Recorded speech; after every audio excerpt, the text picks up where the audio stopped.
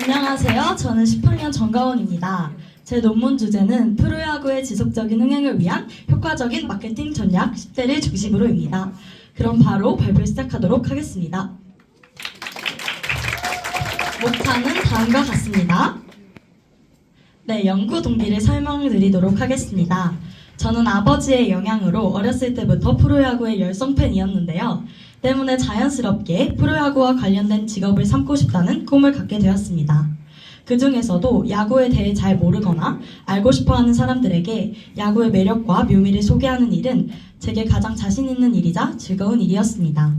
그래서 프로야구의 마케팅과 관련된 주제를 선택한다면 누구보다 열정적으로 논문 작성에 임할 수 있겠다는 생각으로 이 주제를 선택하게 되었습니다. 2024 시즌의 프로야구는 사상 최초로 1000만 관중을 돌파하며 대흥행을 이뤘습니다. 불과 몇 년 전까지만 해도 코로나19가 전 세계를 강타한 2020년 위기론을 넘어 종말론적 분위기까지 감돌았던 프로야구 시장에 다시 숨통이 트이게 된 것인데요. 주변에 야구 팬들이 더 많아졌으면 좋겠다는 말을 입에 달고 살던 저로서는 너무 꿈만 같은 일이었습니다. 다만 기쁨도 잠시 이러한 흥행이 다음 시즌에도 그 다음 시즌에도 계속해서 지속될 수 있을지 일시적인 유행에 그치지는 않을지 의문이 들기 시작했습니다. 2024 시즌의 흥행은 단기적인 요인들의 영향력을 빼놓을 수 없기 때문입니다. 한 베테랑 선수는 SNS 문화와 소비 트렌드 등 야구 외적 요인이 작용한 결과라고 본다며 행운처럼 찾아온 이번 기회를 잘 살려야 한다고 이야기하기도 했습니다. 따라서 제 연구 주제는 갑작스럽게 찾아온 흥행과 기회를 어떻게 계속해서 가져갈 수 있을지, 트렌드에 민감하고 유행이 자주 바뀌는 젊은 세대들의 관심과 현재의 열기를 어떻게 오랫동안 끌고 갈 수 있을지에 대한 물음에서부터 시작했습니다. 마케팅의 정의는 상황의 변화에 대응해 가면서 소비자의 수요를 만족시키기 위해 상품 또는 서비스를 효율적으로 소비자에게 제공하기 위한 활동입니다. 즉, 소비자를 대상으로 고객 창조, 유지, 관리함으로써 고정 고객을 만드는 모든 활동을 이야기하는데요. 2024 시즌 시작 전 KBO와 티빙은 중계권 계약을 체결했습니다. OTT에서도 프로야구를 접할 수 있도록 함과 동시에 2차 창작물 제작이 가능해지면서 쇼폼과 같은 다양한 콘텐츠들이 각종 SNS에 활발하게 업로드할 수 있도록 한 것 역시 일종의 마케팅이라고 볼 수 있습니다. 또한 세계 최초로 ABS 로봇 심판 도입, 경기 시간 단축과 더불어 게임의 역동성을 늘려 팬 유입을 늘리기 위한 피치 클락 시범 운행 등을 시작한 것 역시 마케팅에 해당됩니다. 직권을 가지 못하는 팬들을 위해 CGV에서 생중계를 진행하는 것, 무더운 여름에 실외에서 경기를 관람해야 하는 팬들을 고려한 워터 페스티벌, 한때 유행했던 포켓몬빵과 띠부띠부실처럼 각 구단의 빵과 대표 선수들의 띠부실을 만들어 화제성을 이끌어내는 것 역시 모두 삐끼삐끼와 같은 중독성 있는 응원가들 역시 모두 일종의 마케팅입니다. 제가 겨울방학 동안 프로야구 팬 73명으로 진행했던 설문조사에서 무려 84%가 구단의 SNS 활동이 팬심에 영향을 미쳤다고 답했는데요. SNS가 팬심에 영향을 끼치는 중요한 요소라는 사실을 확인해 볼 수 있었습니다. 또한 최근 한국 프로야구는 MZ세대들의 마음을 잡기 위해 심혈을 기울이고 있는데요. 경기 시간 단축을 위한 노력도 마찬가지입니다. 박진감 넘치고 템포가 빠른 타 종목들에 비해 야구는 경쟁력이 떨어진다는 평가 때문인데요. 중장년층이 주로 보는 지루한 스포츠라는 이미지를 깨기 위해 KBO 역시 피치클락 정식 도입과 연장전 단축 등의 노력을 해왔습니다. 그런데 정작 KBO의 MZ팬들은 경기 시간 단축을 원하지 않는 분위기인 것을 보고 젊은 세대들의 관심에 급급해 프로야구의 본질과 고유한 매력을 망가뜨리고 있는 것은 아닌지, 젊은 세대를 위해 시도한 것들에 젊은 세대들 역시 부정적인 반응이라면 이건 도대체 누구를 위한 것인지 고민하게 되었습니다. 뿐만 아니라 많은 야구 팬들이 경기 시간 단축이 흥행의 키는 아니며 경기 시간이 조금 걸려도 야구를 보는 것이 매력이라고 생각한다는 것에 공감했습니다. 이처럼 다양한 마케팅 사례를 조사해보니 긍정적인 영향을 미치는 마케팅들이 있는 반면 오히려 독이 되는 마케팅 역시 존재한다는 것을 알게 됐습니다. 이를 통해 저는 정말 필요하고 효과적인 마케팅에 대해 다시 생각해보는 계기가 되었습니다. 제 연구의 필요성은 다음과 같습니다. 미래의 주소비층인 10대의 뜨거운 관심은 지속적인 흥행을 위한 출발점입니다. 한국 프로야구 출범 당시 원년 어린이 회원으로 입문한 많은 팬들이 지금까지도 야구 팬으로서의 삶을 영위하고 있는 것처럼 장기적인 관점으로 보았을 때 10대 팬들을 최대한 많이 확보하는 것은 중요합니다. 또한 10대는 디지털 콘텐츠를 활발히 사용하고 공유하는 세대입니다. 많은 10대가 프로야구에 관심을 가지고 디지털 플랫폼을 활발히 사용한다면 자연스럽게 마케팅이 가능해집니다. 야구에 별 관심이 없는 친구에게 야구와 관련된 재밌는 콘텐츠를 공유하는 것 역시 위와 같은 경우에 해당됩니다. 숏폼 대유행의 시대, 다양한 콘텐츠와 볼거리가 쏟아지는 요즘 더 이상 프로야구의 인기 스포츠 타이틀은 따놓은 당상이 아닙니다. 여러 연령층의 추억이 묻어있는 전통 스포츠가 미래에도 사라지지 않길 바라는 한 팬으로서 이 연구의 필요성을 느꼈습니다. 저는 기존의 마케팅 사례를 분석하며 10대 소비자군의 특징과 중요성에 대한 연구를 시작으로 교내의 야구 비선호 학생들을 대상으로 프로젝트를 시도해볼 예정입니다. 단체 직관 이벤트 등 다양한 이벤트를 준비할 예정이니 추후에 많은 관심 부탁드립니다. 최종적으로는 앞으로 프로야구 마케팅이 나아가야 할 방향을 모색하며 더 나아가 리그 시스템의 변화를 예측 및 분석해보고 10대에 맞춤형 마케팅 전략을 세워볼 예정입니다. 저는 제가 이 논문을 작성함으로써 진로에 대한 확신과 더 나아갈 수 있도록 하는 계기가 마련되기를 기대하고 있습니다. 또한 궁극적인 목표는 결국 프로야구의 지속적인 흥행이기 때문에 이가 실현된다면 지역 경제 활성화 등 다양하고 의미 있는 경제적 가치를 창출할 수 있을 것입니다. 또한 10대 청소년들에게 스포츠는 건강한 취미생활로서 학업 스트레스를 해소하는 데 도움을 주며 긍정적인 동기부여와 깊은 소속감 및 연대감을 경험할 수 있게 해줄 것입니다. 네, 그리고 야구를 대신할 수 있는 건 야구밖에 없다. 네, 많은 팬분들이 공감할 수밖에 없는 문장인데요. 야구뿐만 아니라 스포츠의 대체 불가능한 매력과 아무 대가 없는 응원과 믿음의 가치를 많은 이들이 느껴볼 수 있기를 기대합니다. 네, 끝으로 조금은 부끄럽지만 고요한 읽기라는 책의 한 구절로 발표를 마무리하고자 하는데요. 모든 새로운 것은 꿈꾸는 자들에 의해 세상에 나타났다. 자동차와 텔레비전이 있기 전에 누군가의 꿈속에 있었다. 우리가 지금 누리는 많은 것이 누군가 꿈꿔서 내놓은 것들이다. 지금 누군가가 꿈꾸고 있는 것을 미래의 사람들이 누릴 것이다. 당장 써먹을 수 있는 것을 생산하는 데만 가치를 두면 미래는 오지 않는다. 미래는 누군가의 꿈속에서 꾸어지는 것이다. 제가 어렸을 적부터 꿈꿔온 보다 많은 사람들이 야구의 즐거움을 아는 세상, 야구를 통해 세대를 넘어 하나가 되는 세상이 미래에 다가올 수 있도록 저는 이 논문을 통해 최선을 다해 꿈꿀 것입니다. 그런 세상을 향해 내딛는 첫걸음이 이 논문이 될 수 있기를 바랍니다. 감사합니다.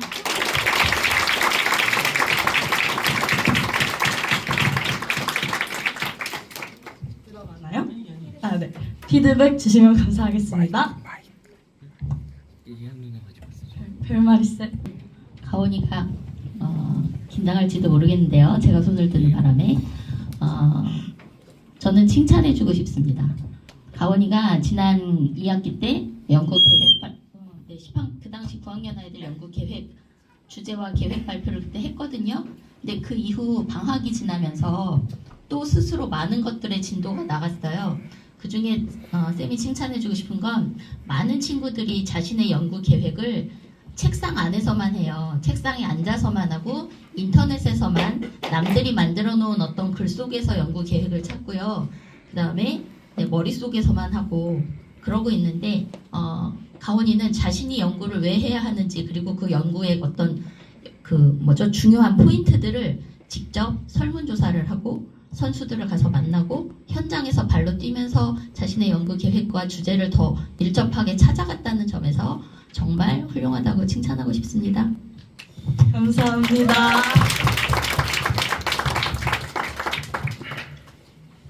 혹시 또 다른 피드백이나 질문이 있을까요? 없다면 저는 들어가 보도록 할까요? 네, 감사합니다. 안녕하세요. 이다은 논문 주제 발표 시작하도록 하겠습니다. 일단 저는 논문을 쓰고 싶지 않습니다. 이 친구 4년 내내 잘하다가 왜 주제 발표에 와서 갑자기 이러는 거지? 라고 생각하실 수 있는데 말 그대로입니다. 논문을 쓰고 싶지 않아요. 근데 왜 전 논문이 쓰고 싶지 않을까요? 그냥 단순히 아무 이유 없이 쓰고 싶지 않은 걸까요? 일단 저는 논문을 쓰는 법을 모릅니다. 그리고 논문을 쓰는 게 저한테 무슨 도움이 되는지도 잘 모르겠고, 관심 있는 게 없는데 주제를 정하라니 무슨 주제로 해야 될지도 모르겠고, 왜 써야 하는지도 모르겠기 때문입니다. 그래서 결론적으로는 논문 쓰기 막막하고 무섭다는 뜻이죠. 그리고 단어를 조금만 수정한다면 논문은 어떻게 써야 하지? 논문이 나에게 어떤 도움이 되는 거지? 논문 주제는 뭘 해야 하지? 논문은 왜 써야 하지?로 정리될 것 같습니다. 방금 이야기했던 것과 같이 신한학교에서는 고등학교 1학년, 즉 10학년 과정에서 논문 작성을 필수로 진행합니다. 하지만 매년 너무 힘들다, 어떻게 해야 할지 모르겠다, 난 논문 주제가 또 바뀌었다 등 걱정하는 목소리가 많습니다. 저 역시 작년 후반부터 논문은 왜 써야 하는지, 어떻게 써야 하는지, 무엇을 써야 하는지 등의 고민을 하면서 논문 작성을 시작하는 것이 막막하고 무서운 일이었습니다. 이런 고민을 하며 내가 느끼는 이 부담감을 어떻게 해결할 수 있을까라는 질문을 던졌습니다. 그러던 중 논문 쓰는 게 너무 무섭고 쓰기 싫다는 친구의 이야기를 들었습니다. 그래서 이후에는 다른 친구들이 좀 더 의미 있게 논문을 작성할 수 있도록 도와주는 방법에 대해 고민하기 시작했습니다. 이 문제를 해결하기 위해, 그리고 다른 친구들은 얼마나 어려워하는지 확인하기 위해서 몇 주 전 8학년 6명, 9학년 12명, 10학년 14명, 11학년 9명, 그리고 졸업생 포함 12학년 6명에게 설문조사를 진행했습니다. 8, 9, 10학년 학생들에게 논문을 왜 써야 할까요? 논문에 대해 무엇이 제일 걱정되나요? 라는 질문을 던졌고, 그 결과 많은 학생들이 모르겠다, 솔직히 안 써도 될 것 같다, 학교에서 쓰라고 해서 쓴다, 다 걱정된다, 아직 시작도 안 했는데 통과 못하면 어쩌나 등의 답변을 주었습니다. 이와 같은 답변에서 많은 학생들이 논문의 필요성에 대해 잘 이해하지 못하거나 시작도 하기 전에 심리적 부담감을 느끼고 있는 걸 알 수 있습니다. 그리고 논문 작성에 대해 어떻게 생각하나요? 라는 질문에서 8학년, 9학년 학생들은 한 명도 빠짐없이 모두가 걱정된다라고 응답하였고, 10학년 학생들 역시 14명 중 상당수가 걱정된다고 응답했습니다. 그리고 논문 작성을 위한 교육이 필요하다고 생각하나요? 라는 질문에서도 상당수의 학생들이 필요하다고 응답했습니다. 반면 11학년과 12학년 졸업생들은 대부분 논문 작성을 위한 교육이 필요하다고 응답했습니다. 이러한 고민을 바탕으로 제가 선정한 논문 주제는 신한학교 청소년 논문 작성 지원을 위한 가이드북 대상 연구입니다. 제 연구의 목적은 앞서 언급한 설문조사에서 확인한 것처럼 학생들이 논문 작성을 어렵게 느끼는 이유를 분석하고 그에 맞는 교육 방법을 제시하는 것입니다. 구체적인 핵심 질문은 다음과 같습니다. 학생들이 논문 작성을 어렵게 느끼는 이유는 무엇인가? 현재 논문 교육 중 보완할 점이 있는가? 논문에 대한 부담을 줄이고 흥미를 유도할 수 있는 방법은 어떤 것인가? 내가 만든 가이드북이 학생들의 부담을 감소시킬 수 있을까? 제 연구 방법은 설문조사와 인터뷰를 통해 친구들의 의견을 수집하는 것입니다. PPT에는 포함되어 있지 않지만 논문 작성법에 대한 내용을 가이드북에 포함시키기 위해 여러 소논문 관련 책과 선생님들과의 인터뷰도 진행할 예정입니다. 현재 생각하고 있는 논문 작성 가이드북의 예시 내용은 다음과 같습니다. 논문에 대한 이해, 부담감을 줄이는 심리적인 팁, 논문 작성 실천 가이드, 자주 하는 고민 해결하기. 네, 연구 과정은 다음과 같습니다. 일단 기초조사를 진행할 예정인데요. 기초조사에서는 기존 논문 교육 가이드북 분석과 청소년 논문 작성의 어려움과 필요 요소를 정리할 예정입니다. 연구 계획 및 설계에서는 가이드북 방향성을 설정하고 주요 구성 요소를 설정하고 연구 대상 및 자료 수집 방식을 결정할 예정입니다. 다음으로 자료 수집 및 분석에서는 학교 학생 및 교사 대상 인터뷰 및 설문조사를 진행한 후 논문 작성에서의 심리적 및 기술적 어려움을 분석할 예정이고, 가이드북 개발 및 시안 제작에서는 논문 작성법과 부담 완화 방법을 포함한 가이드북 초안을 제작하고 피드백 수집 및 개선할 예정입니다. 그리고 마지막으로 가이드북 완성 및 연구 정리에서는 가이드북을 완성하고 연구 결과를 정리하고 가이드북의 활용 가능성 및 보완점을 논의할 예정입니다. 제 연구는 학생들이 논문에 대한 부담을 줄이고 자신감을 얻는 데 도움이 될 것입니다. 또한 논문 작성 능력 향상과 더 나은 학습 환경을 제공할 수 있을 것으로 기대합니다. 이상으로 이다음 논문 주제 발표 마무리하도록 하겠습니다. 감사합니다. 질문 받도록 하겠습니다.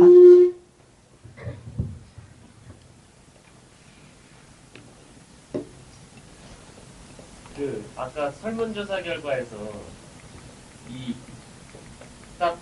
논문을 쓴 사람들은 논문이 좋았다고, 논문 쓰기 전 사람은 안 좋았다는 표현이 나왔잖아요. 네. 왜 그렇다고 생각하세요? 제가 보기에는 이 논문을 작성하는 과정에서 학생들이 이걸 왜 써야 하는지 알아가는 그런 기회가 있었기 때문에 11, 12학년 이제 논문을 쓴 후에 학생들은 논문의 필요성을 이해를 하고 아직 쓰지 못한 친구들은 필요성을 이해를 하지 못했다고 생각하는데 제가 보기에는 이건 논문을 쓰기 전부터 어느 정도의 필요성을 이해를 하고 가야 하는 부분이라고 생각을 해서 네, 저는 그런 이유 때문에 벌써 논문을 쓴 친구들은 필요하다고 이야기하고 아직 안 쓴 친구들은 필요 없다고 이야기한다라고 생각합니다.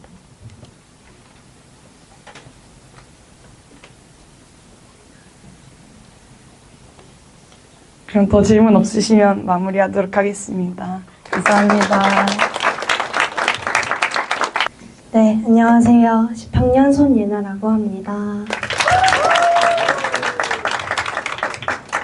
네, 제 논문 주제는 카페 마케팅의 효과적인 SNS 콘텐츠 유형과 영향이고요. 발표 시작하도록 하겠습니다. 네, 감사합니다. 네, 목차는 연구 계기, 계획, 방식, 목표, 질의응답 순으로 진행하도록 하겠습니다. 네, 연구 계기는 일단 저는 주제를 진로에서부터 시작을 했는데요. 제가 어떤 것에 관심이 있나 생각을 해봤는데 커피 내리는 바리스타랑 또 창업, 카페 창업 쪽에 관심이 있었고요. 또 추가로 마케팅 분야에 관심이 있었습니다. 그래서 카페를 위주로 찾아보다가 카페 경쟁시장이라는 단어를 알게 됐는데요. 그거에 대해서 좀 더 자세히 조사를 해봤는데 현재 그 사회에는 커피는 수혈이라는 말이라고 할 정도로 일상에 정말 가깝습니다. 그만큼 소비자가 정말 많고 그러다 보니 카페 창업 또한 유행처럼 정말 많은 사람들이 창업을 하고 있는데요. 근데 이 카페들이 모두가 잘 될 수는 없습니다. 너무 많은 카페들이 생겨났기 때문에 경쟁을 해야 하거든요. 그래서 이 카페들이 경쟁을 하기 위해서는 일단 나한테 이런 카페가 있다라는 것을 먼저 알려줘야 합니다. 이 카페의 존재를 알려야 하는데 그것조차도 하지 못해서 카페가 폐업이 되는 경우가 너무 많습니다. 카페를 열긴 했는데 내 카페를 알아주는 사람이 없어서 장사가 아예 안 되는 거죠. 그래서 폐업을 하는 카페가 너무 많다는 걸 알게 되었고 이런 부분에서 문제의식을 느끼게 되어서 그 카페의 마케팅에 효과적인 콘텐츠 영향을 조사해 보려고 합니다. 네, 그래서 연구 계획은요, 두 가지 정도 분야로 나뉘는데 첫 번째는 현재 카페 시장 문제를 현재 카페 시장과 마케팅 이론 중심으로 조사를 하는 건데 단계로 자세히 설명을 드려보자면 현재 카페의 문제를 먼저 파악을 해야 합니다. 이때 카페 시장을 중심으로 조사를 할 거고요. 현재 시장에는 어떠한 문제들이 있는지 자세히 조사를 해보고 그 안에서 현재 마케팅을 어떻게 진행을 하고 있는지 현재 카페들은 어떤 방식으로 어떤 콘텐츠들로 마케팅을 진행하며 어떤 영향을 받고 또 어떻게 수정을 해나가면서 마케팅을 점점 발전시켜 나가고 있는지 이런 부분들을 조사를 할 거고요. 그래서 현재 마케팅은 결국 어떤 문제점을 가지고 있는지 어떤 어려움을 가지고 있는지를 조사를 해서 그 어려운 부분들을 SNS를 활용해서 마케팅을 해보려고 합니다. 그 부분의 이론을 좀 조사를 할 거고요. 네. 그리고 안성 개인 카페 마케팅 프로젝트를 할 겁니다. 네. 이것도 자세히 설명을 드려보자면 먼저 개인 카페들을 탐방을 다닐 겁니다. 안성을 중심으로. 안성을 중심으로 하는 이유는 뒤에서 설명드리고 개인 카페를 중심으로 하는 이유는 브랜드 카페들은 브랜드 값이라는 게 있습니다. 브랜드가 있는 카페들은 스타벅스 같은 경우는 스타벅스가 유명하니까 스타벅스에 가는 거지 스타벅스의 커피가 맛있어서 스타벅스에 가는 게 아니거든요. 그래서 브랜드 값이 없는 개인 카페들을 위주로 마케팅을 할 예정이고요.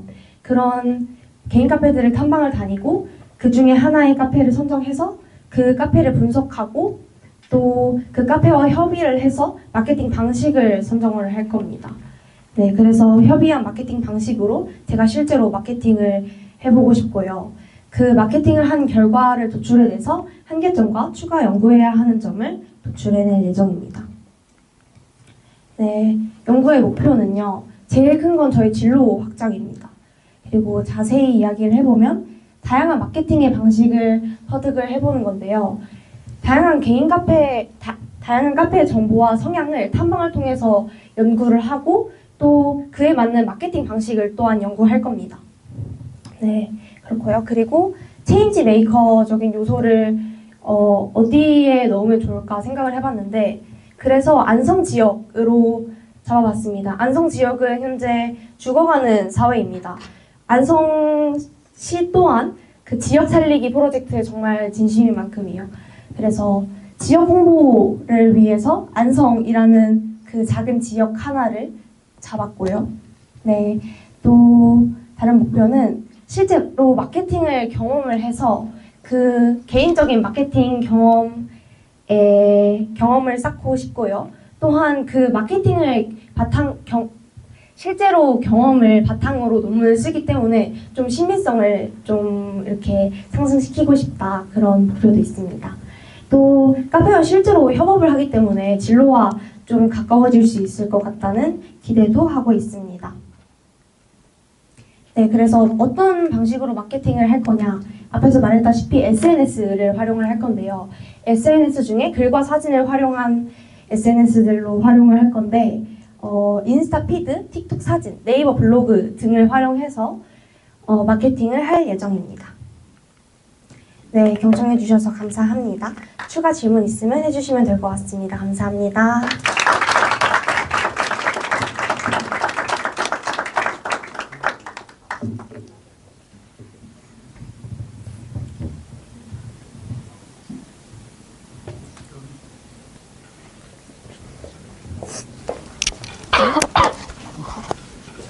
네, 이거는 약간 제안 같은 거예요.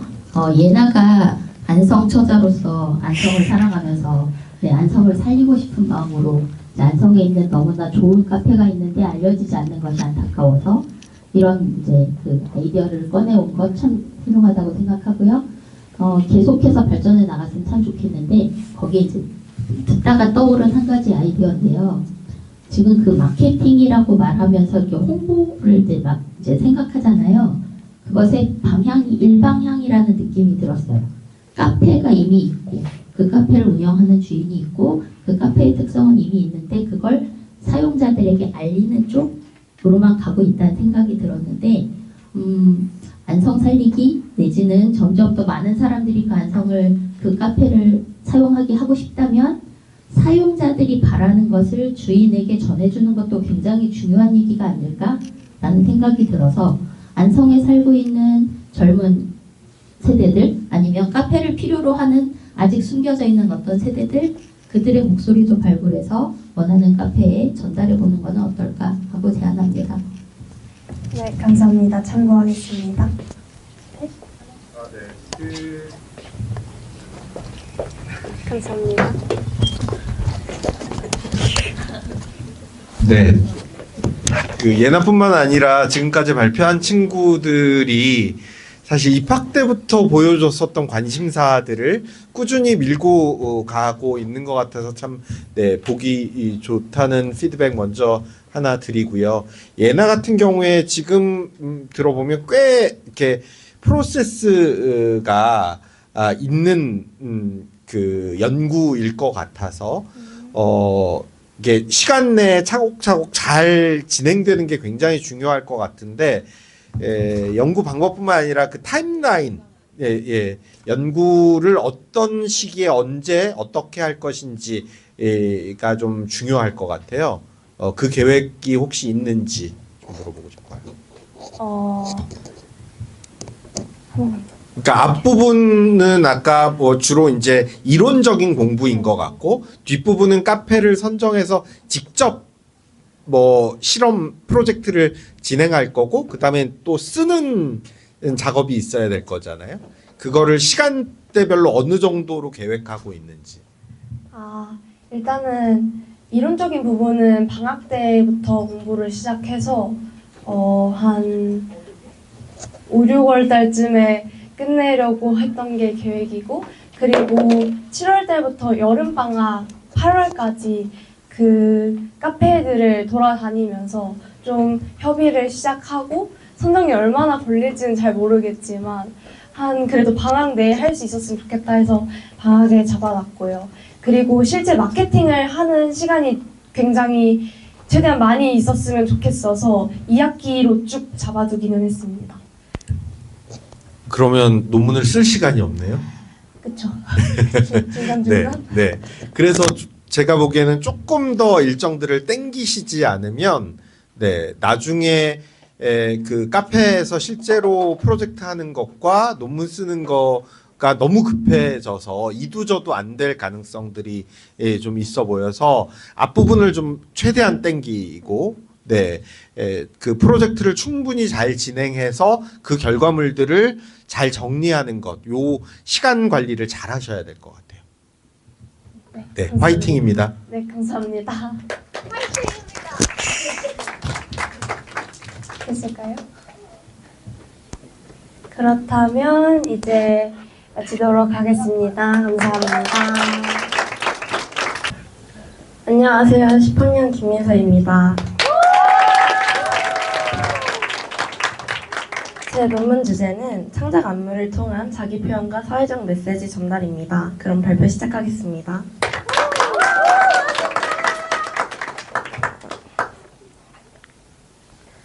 먼저 오늘 발표는 이렇게 진행될 예정입니다. 먼저 연구 동기와 작품 논문이 무엇인지 짧게 설명드린 후 작품의 주제와 작품 제작 과정과 메시지, 마지막으로 제 작품이 가지는 의미를 말씀드리겠습니다. 제 논문도 이렇게 진행될 예정이지만 시간 관계상 중요한 부분만 이야기하도록 하겠습니다. 저는 춤을 출 때 가장 자유롭다고 느낍니다. 그리고 춤이 단순한 동작이 아니라 감정을 전달하고 소통하는 강력한 도구라는 것을 깨달았습니다. 그럼 춤이 개인의 감정 표현을 넘어 사회적 메시지를 전달하는 예술이 될 수 있을까? 라는 질문이 생겼습니다. 그래서 저는 안무를 통해 사람들에게 영향을 줄 수 있는지, 그리고 춤이 단순한 공연을 넘어 어떤 의미를 가질 수 있을지를 연구해보고 싶었습니다. 그래서 저는 단순한 보고서가 아니라 작품 논문이라는 형태를 선택했는데요. 작품 논문은 이런 연구뿐만 아니라 직접 창작한 작품을 포함하는 연구 방식입니다. 즉, 단순히 분석하는 것이 아닌 안무를 창작하고 그 과정을 연구의 일부로 활용하는 것이죠. 이를 통해 춤이 사회적 메시지를 전달하는 방법을 보다 더 직접적으로 탐구할 수 있습니다. 그래서 제 연구 주제는 안무가가 언어가 아닌 신체적 움직임을 통해 사회적 메시지를 어떻게 표현하고 전달할 수 있을까입니다. 이를 통해 춤이 단순한 퍼포먼스를 넘어 사회적 문화적 의사소통 수단이 될 수 있음을 보여주고 싶습니다. 이제 구체적으로 작품을 어떻게 만들 계획인지 설명드리겠습니다. 먼저 자아 존중과 사회적 메시지를 담고 있는 곡을 선정하여 그 음악이 전하는 감정을 분석할 예정입니다. 그 다음 그 감정을 신체적 움직임으로 표현하는 안무를 창작하고 그 의미를 분석할 것입니다. 예를 들어 위축된 움직임에서 점점 자신감을 찾아가는 변화를 담은 안무를 창작하려 합니다. 또한 혼자 작품을 만들어가는 것이 아닌 제 작품을 외부에서 같이 춤을 추고 있는 친구들에게 공유하여 함께 안무를 더 발전시키고 연습하면서 작품의 메시지를 더 명확하게 전달할 방법을 고민할 예정입니다. 그래서 저는 이 작품을 통해 자아 존중, 사회적 평등, 공동체의 힘을 강조하고 이야기하고 싶습니다. 특히 개인이 혼자가 아니라 공동체 속에서 서로 연대하고 지지하는 모습을 표현할 예정입니다.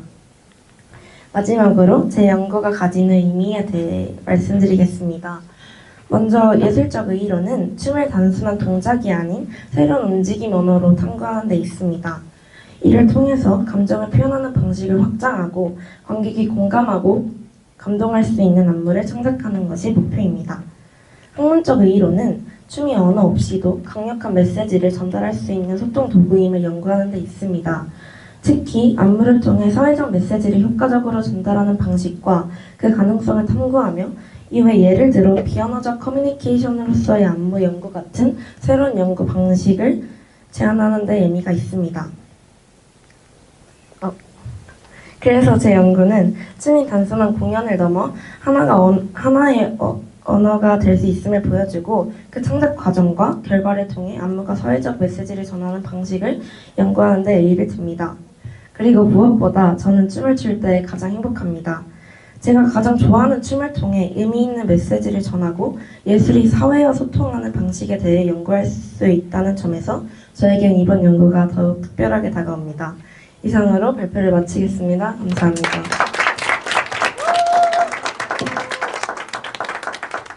질문 받겠습니다. 피드백.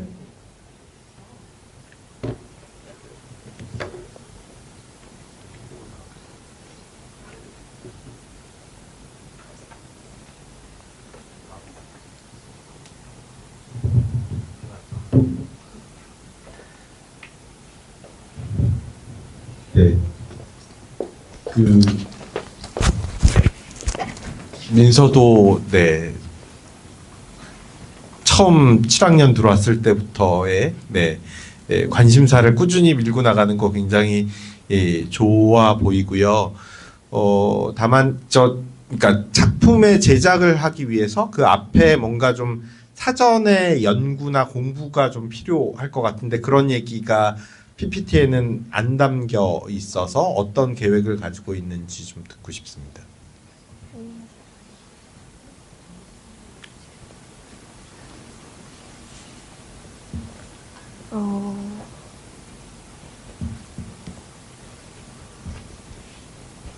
먼저 사회적 메시지가 담긴 곡을 선정해서 그 음악이 전하는 감정을 분석해서 생체적 움직임으로 표현하고 싶습니다.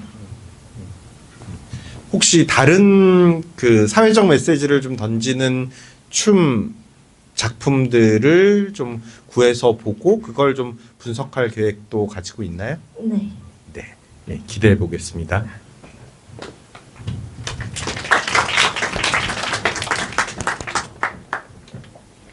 또 없으시면 마무리하겠습니다. 감사합니다. 네, 안녕하십니까, 하태균입니다. 미래기술 발전 기반 단편 SF 영상 제작 논문 주제 발표 시작하겠습니다.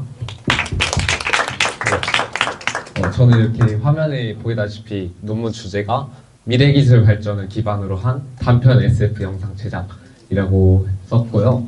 이 주제를 잡게 된 계기에 대해서 먼저 설명을 드리겠습니다. 지금까지 세상은 계속 변화하고 있다는 사실 다들 알고 계신가요? 네. 거기에 중심으로 기술 발전이라는 게 있을 것 같은데요. 기술 발전이라고 하면은 흔히 우리가 산업혁명이라고 부르고요. 지금까지 인류는 증기기관을 통한 기계혁명, 그리고 전기혁명, 컴퓨터혁명, 또 AI 자동화혁명 이렇게 총 4가지의 산업혁명이 있었고요. 현재 저희는 4차 산업혁명 시대에 살고 있다라고 하고 있습니다. 네, 그리고 산업혁명의 특징을 한 가지 소개해드리고 싶은데요. 이 1차에서 2차, 2차에서 3차, 3차에서 4차 그러니까 기술이 발전이 되면 될수록 그 기술 발전 속도가 빨라지고 있다는 것입니다. 그래서 저는 제 논문 핵심 질문이 나왔습니다. 그렇다면 미래에는 어떤 기술이 발전이 될 수 있을까? 라는 질문을 토대로 논문 주제를 잡게 되었습니다. 네, 다음은 SF에 대해서 소개를 한 가지 해드리려고 사례를 들고 왔는데요. 이 2001 스페이스 오디세이라는 SF 작품, 소설도 있고 영화도 있습니다. 이게 1968년에 나왔거든요. 근데 그 시대에는 AI라는 게 개념만 있던 시대였습니다. 이 기술화가 될 줄은 전혀 몰랐던 시대에 나왔고요. 그 영화 안에 하얼 9000이라는 인공지능 죄송합니다. 하얼 9000이라는 인공지능이 등장하게 되는데 인공지능이 현대에 있는 인공지능 기술과 굉장히 유사하다라는 거를 찾게 되었고요. 그래서 저는 말하고 싶은 게 SF로 미래 기술을 예측한 사례가 있다와 그리고 SF라는 장르는 단순한 창작물이 아니라 미래 예측의 도구로서 사용이 될 수 있다라고 설명을 드리고 싶습니다. 네, 그래서 저는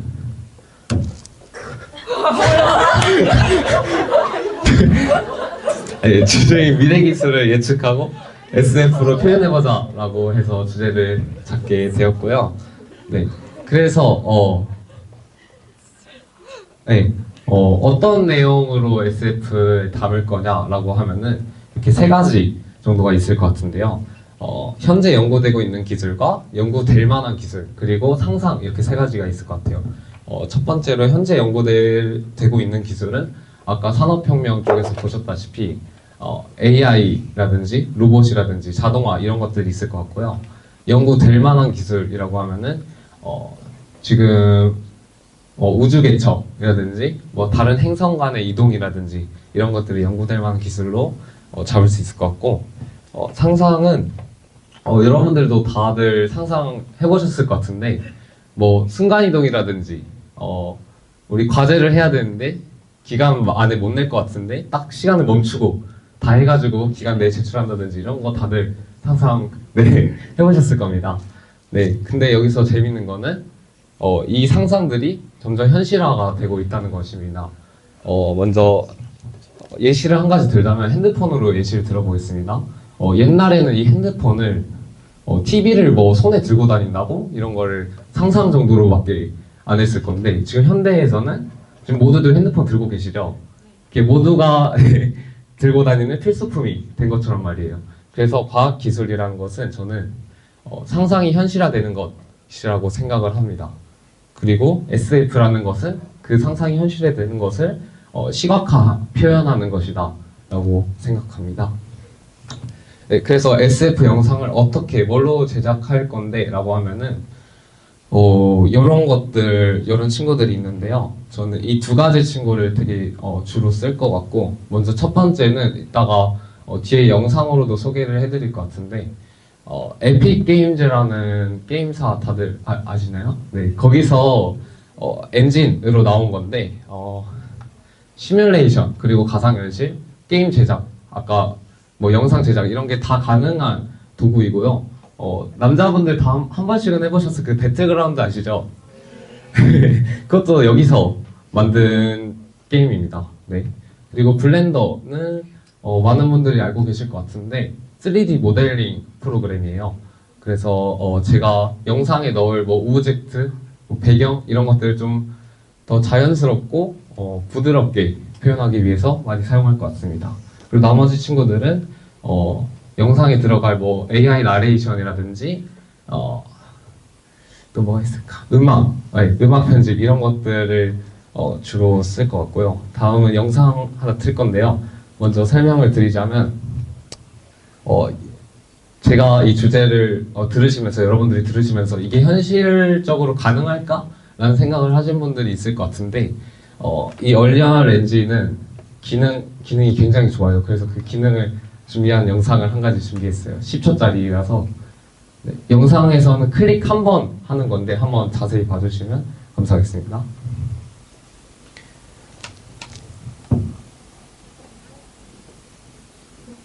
Jacob's going to go ahead and add a procedural assembly to the world. And the cool thing is that it communicates. 네, 이렇게 보이신 것처럼 클릭 한 번 했더니 막 산이 생기고 나무가 생기고 암벽이 생기고 그런 것처럼 얼리얼 엔진은 이렇게 쉽고 잘 간편하게 뭔가 표현할 수 있게 잘 되어 있다라는 걸 말씀드리고 싶었습니다. 네, 이상입니다. 네, 감사합니다.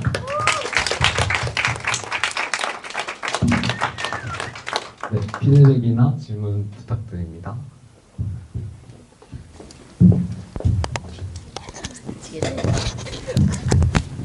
자꾸 질문 너무 많이 해서 죄송합니다.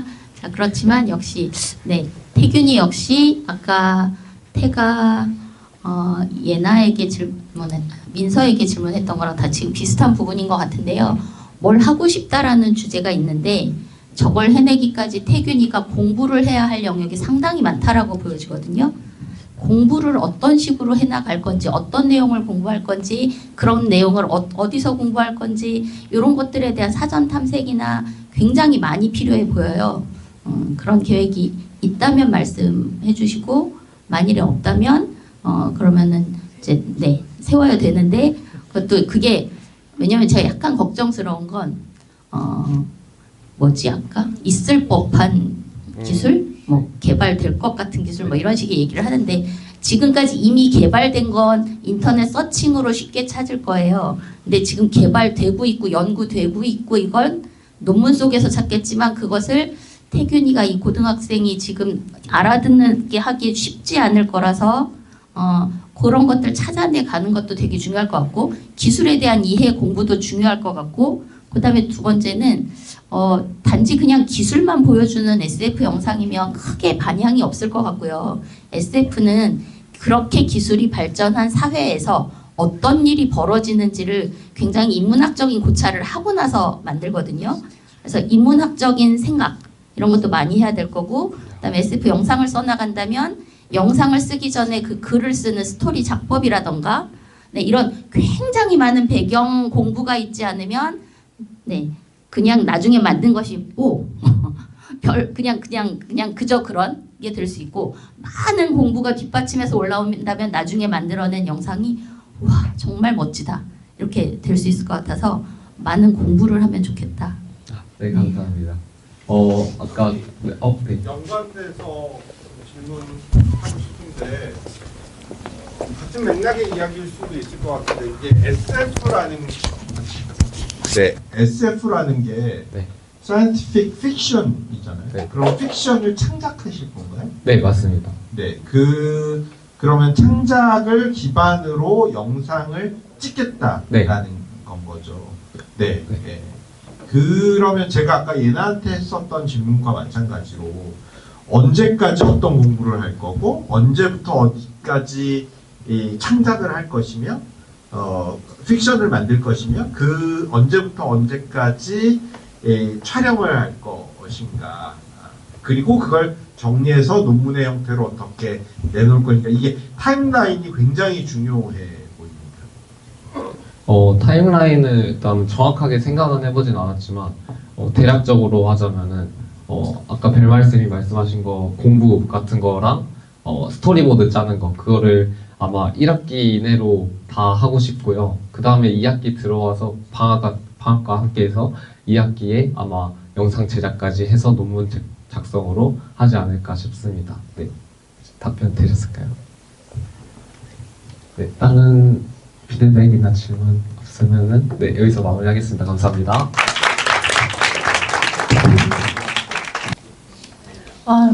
너무 떨리는데 한번 해보도록 하겠습니다. 감사합니다. 저의 주제는 좀 어려운데 좌표 분석을 통한 행성 궤도 추적 및 행성 위치 전달 시스템을 개발하는 것입니다. 저의 발표의 목차를 설명드리도록 하겠습니다. 일단 첫 번째로는 제가 이 논문의 목적에 대해 설명드리고 어떻게 해서 이런 목적을 갖게 됐는지에 대한 계기와 그리고 연구 내용과 그 연구를 어떻게 실행해 갈 건지 과정과 그리고 연구 방법을 설명하고 마지막엔 질의응답을 하고 끝내도록 하겠습니다. 일단 저의 연구 목적은 총 2가지입니다. 첫 번째는 밤하늘의 행성의 위치를 수학적으로 모델링해서 궤도를 정밀하게 분석해보는 것입니다. 그래서 두 번째로는 이를 기반해 자동으로 행성 위치를 예측하고 안내해주는 행성 나침판을 개발하는 것입니다. 제가 어떻게 해서 이런 연구 목적을 갖게 됐냐면 작년까지 저희 신나는 학교는 기숙사가 없어서 매번 같은 시간에 수도원에 가기 위해 버스를 타러 갔습니다. 저는 그러는 과정 속에서 맨날 밤하늘을 쳐다봤는데요. 그때마다 행성의 위치가 조금씩 변한다는 것을 알게 되었습니다. 저는 이 행성의 위치가 변하는 이유나 원리에 대해서 좀 더 알아보고 싶었고 분석해보고 싶었습니다. 또 두 번째로는 저희 신나는 학교에서는 별자리 관측 프로그램이나 행성 관측 프로그램을 되게 많이 실행을 했었는데요. 그때마다 많이 경험해본 친구들은 잘 찾을 수 있었지만 행성이나 별들을 처음 접해보는 친구들은 찾기 어렵다는 것을 알게 되었습니다. 그래서 행성 나침판을 만들려고 합니다. 자, 다음으로는 저희 연구 과정입니다. 일단 먼저 저는 각 행성마다 위치를 매일 같은 시간 기록해서 데이터를 수집하고 그 데이터를 한눈에 확인해 천체 움직임에 대한 공부와 이해를 하려고 합니다. 그래서 지금까지 이해하고 공부한 내용을 통해 행성 나침반을 개발하고 그 개발한 나침반을 신한학교 학생을 대상으로 사용한 후 피드백을 받고 개선을 할 예정입니다. 그러면 이것을 어떻게 연구할 것이냐면 저는 태양계 행성인 금성, 화성, 목성, 토성을 중심으로 매일 같은 시간 천구좌표계에 기록할 것입니다. 천구좌표계에 기록을 하고 나서 등각투영법을 이용해 평면좌표에서 표현을 한 후 좌표를 확인해서 수학적으로 표현할 예정입니다. 그런데 행성의 그 궤도에 관한 그 주기가 매우 크다 보니까 논문을 하는 기간 동안 그걸 전부 수집할 수가 없어 나사나 한국천문연구원의 2025년 역서를 통해 위치 정보를 확인할 예정입니다. 추가로. 그런데 역서를 통해서 확인할 수 있음에도 직접 제가 수집하는 이유는 제가 나중에 행성 나침반도 개발을 할 예정이니 밤 하늘 보고 좀 더 별과 행성을 찾는 데 익숙해지기 위함도 있습니다. 또 두 번째로는 행성 나침반을 어떻게 개발할 것인가인데요. 이 나침반의 목적은 행성의 위치를 자동으로 계산해서 사용자가 쉽게 그 행성의 방향을 파악할 수 있도록 도와주는 장치입니다. 저는 아마도 아두이노를 활용해서 개발할 예정인데요. 아두이노에서 GPS와 전자 나침반 센서를 이용해 실시간으로 위치 데이터를 분석하고 소모터를 통해 정확한 방향을 가리키도록 설계할 예정입니다. 여기 옆에 나와 있는 것은 톱니로 만든 약간 고대 별 시계인데요. 이런 장치도 한번 참고해 보려고 합니다. 이상입니다.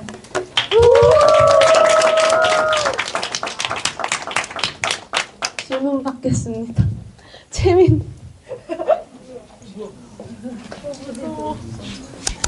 네, 무서워요? 저 쉬는 시간에 급하게 나온 거여가지고 이것만 봤는데 일단 첫 번째 질문은 그래서 역서에 있는 거를 활용해서 뭔가 내가 데이터를 분석을 하고 그걸 통해서 프로그래밍도 하고 그걸 통해서 나침반도 만들겠다라고 하셨는데 맞죠? 네. 네, 맞구나. 아, 네, 맞구나. 그런데 일단 첫 번째 질문은 중간에 역서로 확인할 수 있음에도 내가 이걸 수집해서 한 이유는 나침반을 만들어서 애들이 좀 더 쉽게 할 수 있게 하겠다라고 하셨잖아요.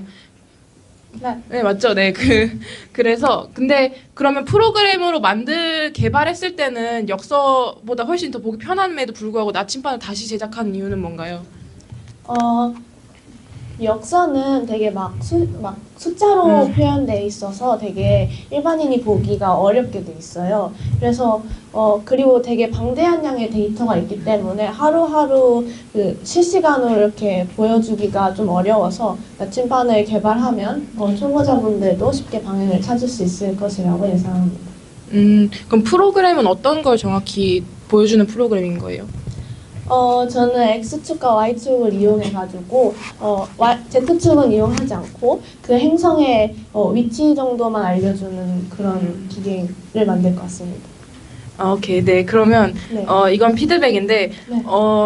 두 가지 다 특히 아두이노를 이용해서 코딩을 한다고 했는데 그 부분은 제가 잘 모르지만 하나만 해도 굉장히 어려운 논문이 될 거라고 생각이 들어요. 그래서 두 가지를 동시에 잡기에는 조금 좀 너무 어렵지 않나라는 생각이 들어서 프로그램을 만드는 쪽으로 좀 방향을 좁히거나 이런 식으로 하나만 하시면 좋을 것 같습니다. 네, 이상입니다. 네, 감사합니다.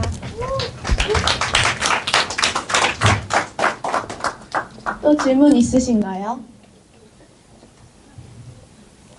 없으시면 마무리하도록 하겠습니다. 감사합니다.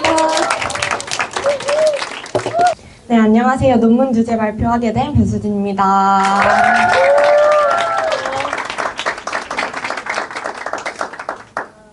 네, 일단 일단 저의 논문 주제를 말씀드리기에 앞서 저의 논문 주제 분야에 대한 설명을 먼저 하도록 하겠습니다. 저의 논문 주제 분야는 리걸테크인데요. 리걸테크란 말 그대로 법률과 기술의 결합입니다. 네, 그래서 리걸테크는 변호사 검색, 법률 검색, 법률 문서 자동화 등 뭔가 법률 서비스라고 하는 것을 좀 더 쉽고 빠르게 편안하게 할 수 있도록 도움을 주는 것인데요. 조금 더 예시를 들어드리자면 네, 한국에도 리걸테크 플랫폼들이 몇 개 존재합니다. 예를 들면 변호사를 매칭해주는 로토, 그리고 법률 정보 제공, 판례나 법령, 법률 정보를 제공해주는 로엠비, 그리고 문서 자동화 업무, 약간 근로계약서 같은 문서 자동화 업무를 해주는 로폼, 그리고 기본적인 탭봇과 전문 변호사를 연결해주는 알법 등이 있습니다. 이런 것들을 리걸테크라고 부르고 저는 이 리걸테크를 분야로 할 건데요. 이러한 리걸테크의 발전 속에서 저의 연구는 AI 법률 챗봇을 활용한 온라인 범죄 대응 시스템에 초점을 맞추려고 합니다. 정식 제목은 온라인 범죄 대응 AI 법률 챗봇 프로토타입 개발, 법률 접근성 향상과 한계 분석입니다. 제가 이 연구를 진행하게 된 계기는요. 온라인 범죄의 증가와 법률 서비스 접근 부족 때문입니다.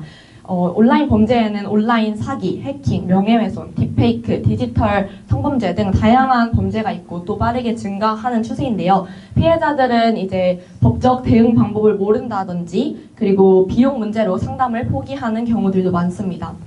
그래서 이걸 선택하기도 했고요. 그리고 제가 또한 리걸테크에 대한 관심이 있었기 때문에 선택을 하게 되었습니다.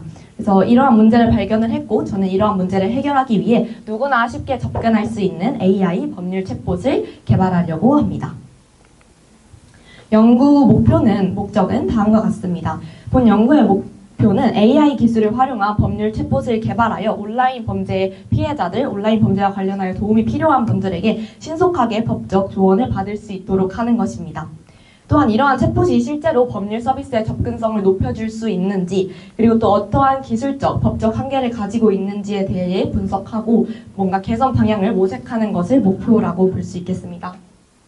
연구의 필요성은 다음과 같이 생각을 하는데요. 일단 법률 관련 시스템 접근성이 낮기 때문에 그런 사람들을 위한 대안이 필요하다라고 생각을 했습니다.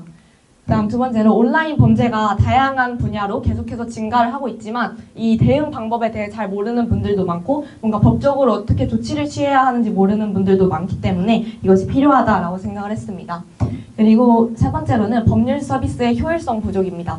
현재 있는 법률 서비스는 비용 문제가 크기도 하고 상담이나 그런 걸 하려면은 시간이 빠르게 하지 못하고 좀 대기 시간이 걸리는 문제들이 있기 때문에 효율성적인 측면에서 필요하다라고 생각을 하고요. 마지막으로는 리걸테크의 혁신이 필요하다라고 생각을 합니다. 이제 법률 서비스도 디지털화 될 필요가 있다라고 생각을 하고요. 지금 리걸테크 시장이 글로벌 시장으로 보았을 때는 점점 그 가치와 규모가 확장되고 있는 중입니다. 그래서 이 연구가 필요하다라고 생각을 했고요. 연구 내용 같은 경우에는 온라인 범죄 대응 AI 법률 챗봇을 프로토타입으로 개발하고 그 효과와 한계에 대해 분석을 할 예정입니다. 뭔가 예시를 조금 들어드리자면 만약에 제가 만든다면 사용자가 온라인 범죄 관련 질문을 챗봇에게 합니다. 그럼 챗봇이 그것과 관련된 법률 정보를 제공해 준다든지 대응 방법을 제공해 준다든지 아니면 더 나아가서 변호사와 연결해 주거나 디지털 온라인 범죄와 관련하여서 뭔가 그런 센터 같은 거를 연결할 수 있는 그런 기능까지도 넣어볼 수가 있는 것이겠죠. 그리고 그런 거를 만든 다음에는 챗봇을 테스트해서 법률 서비스로서의 실용성과 한계점을 분석하려고 합니다. 그리고 제가 계속 온라인 범죄를 타겟해서 하겠다라고 얘기하는데 사실 온라인 범죄도 되게 유형이 엄청 다양하고 범위가 크잖아요.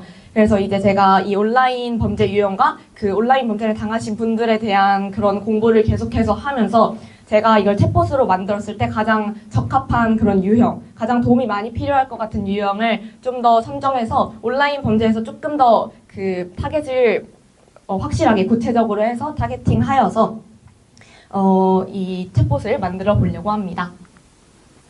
네, 그리고 제가 중요하게 생각하는 기존 법률 서비스와의 차별성인데요. 기존 법률 서비스라 함은 변호사 상담, 법률 플랫폼이라고 보겠습니다. 그리고 차별성에 대해서 말씀을 드리자면요. 일단 저의 AI 법률 챗봇 같은 경우에는 AI 챗봇이 즉각적인 정보를 제공하고 24시간 무료 이용 또는 저렴한 비용으로 이용이 가능합니다.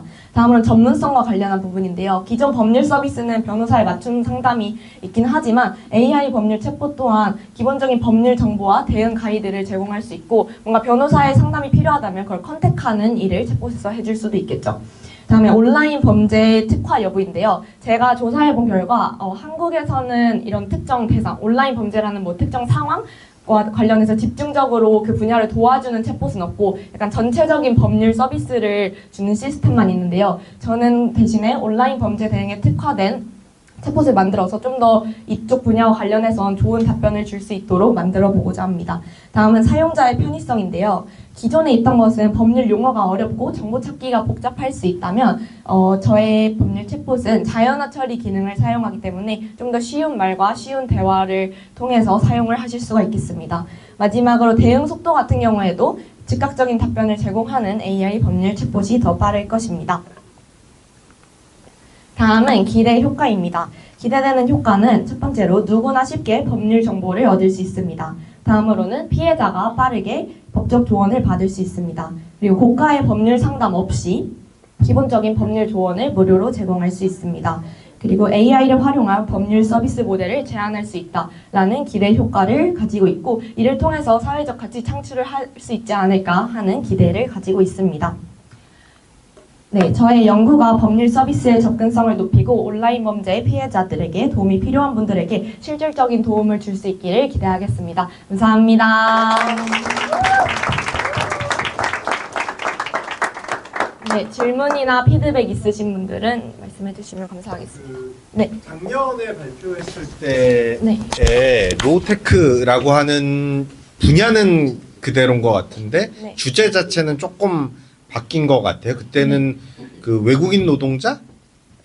네, 원래 그때는 대상은 없었는데 선생님들께서 외국인 노동자나 난민 등을 추천을 해주셨던 걸로 기억합니다. 네. 근데 그 온라인 범죄에 대해서 네. 주제를 잡게 된 어떤 특별한 이유가 있나요? 네, 온라인 범죄로 한 이유 같은 경우에는요. 온라인 범죄는 일어나면 되게 빠른 대응이 필요하고 되게 빠른 뭔가 그런 해결을 해야지 그 상황을 더 크게 불리지 않게 할 수 있습니다. 그래서 챗봇 같은 경우는 뭔가 빠른 답변을 할 수 있다는 장점이 있기 때문에 그런 부분에서 온라인 범죄와 이렇게 컨택해서 하면 좋겠다라고 생각을 했고 그리고 또 온라인 범죄 피해를 입었다라는 건 온라인에서 좀 활동을 하는 사람들이라는 생각이 들었고 그럼 제가 이걸 만들었을 때 그분들이 사용할 가능성도 높겠다라고 생각을 하였습니다.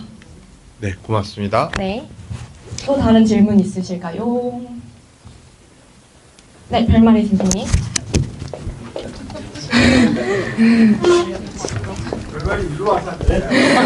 그래야 되나? 네. 이게 그러니까 실제 챗봇을 작년에는 만들려고 했다가 방학 동안 난관에 봉착했던 걸로 알아요. 저게 실제 법률 서비스를 법조인 자격증이 없는 사람이 하는 것이 그 법에 위촉된다 때문에 난관에 봉착했던 걸로 이제 알고 있는데 그래서 이걸 그냥 정말 챗봇이냐 프로토타입이냐 엄청 고민 많이 했던 것까지 알거든요. 그래서 떠오른 얘기인데요. 실제 정말 법률 서비스는 법조인들이 해야 되니까. 근데 그 아마 온라인 범죄든 뭐든 처음에 일단 뭐든 당하고 나면 사람들이 당황하잖아요. 그래서 어디에 누구를 찾아가서 어떤 도움을 받아야 할지를 잘 모르고 거기까지 찾아가는 데까지 시간도 많이 허비할 수 있다고 생각되거든요. 그래서 진짜 전문적인 서비스 직전 단계 어딘가에서 연결해 줄 수 있는 이런 것 정도를 해도 괜찮지 않을까 하는 하나의 그냥 번뜩 떠오르는 생각이었고요. 그다음에 또 하나는 이건 질문인데 어쨌든 뭔가를 만들면 온라인에서 어떤 범죄들이 일어났는지 그리고 그럴 때 어떻게 도움을 받아야 했는지들은 굉장히 구체적인 사례들을 통해서 들어야 될 것 같아서 실제 그런 사람들을 찾아가서 얘기들도 들어야 될 거라 생각하고 나중에 본인이 만든 어떤 그런 챗봇이든 뭐든 그게 프로토타입이 만들어지면 그것도 사용자 대상으로 확인하고 서비스 해보고 피드백 받아야 되잖아요. 그런 그 타겟층도 잘 구해야 할 거다. 근데 피해자들이 선뜻 잘 응해주려고 할까 하는 약간의 질문도 있지만 어쨌든 잘 찾아보시라. 네, 동의합니다. 열심히 찾아보도록 하겠고 질문 주신 피드백도 잘 고민해서 반영해 보도록 하겠습니다. 네, 또 다른 질문 있으실까요? 네, 없으시면 마무리하도록 하겠습니다. 감사합니다.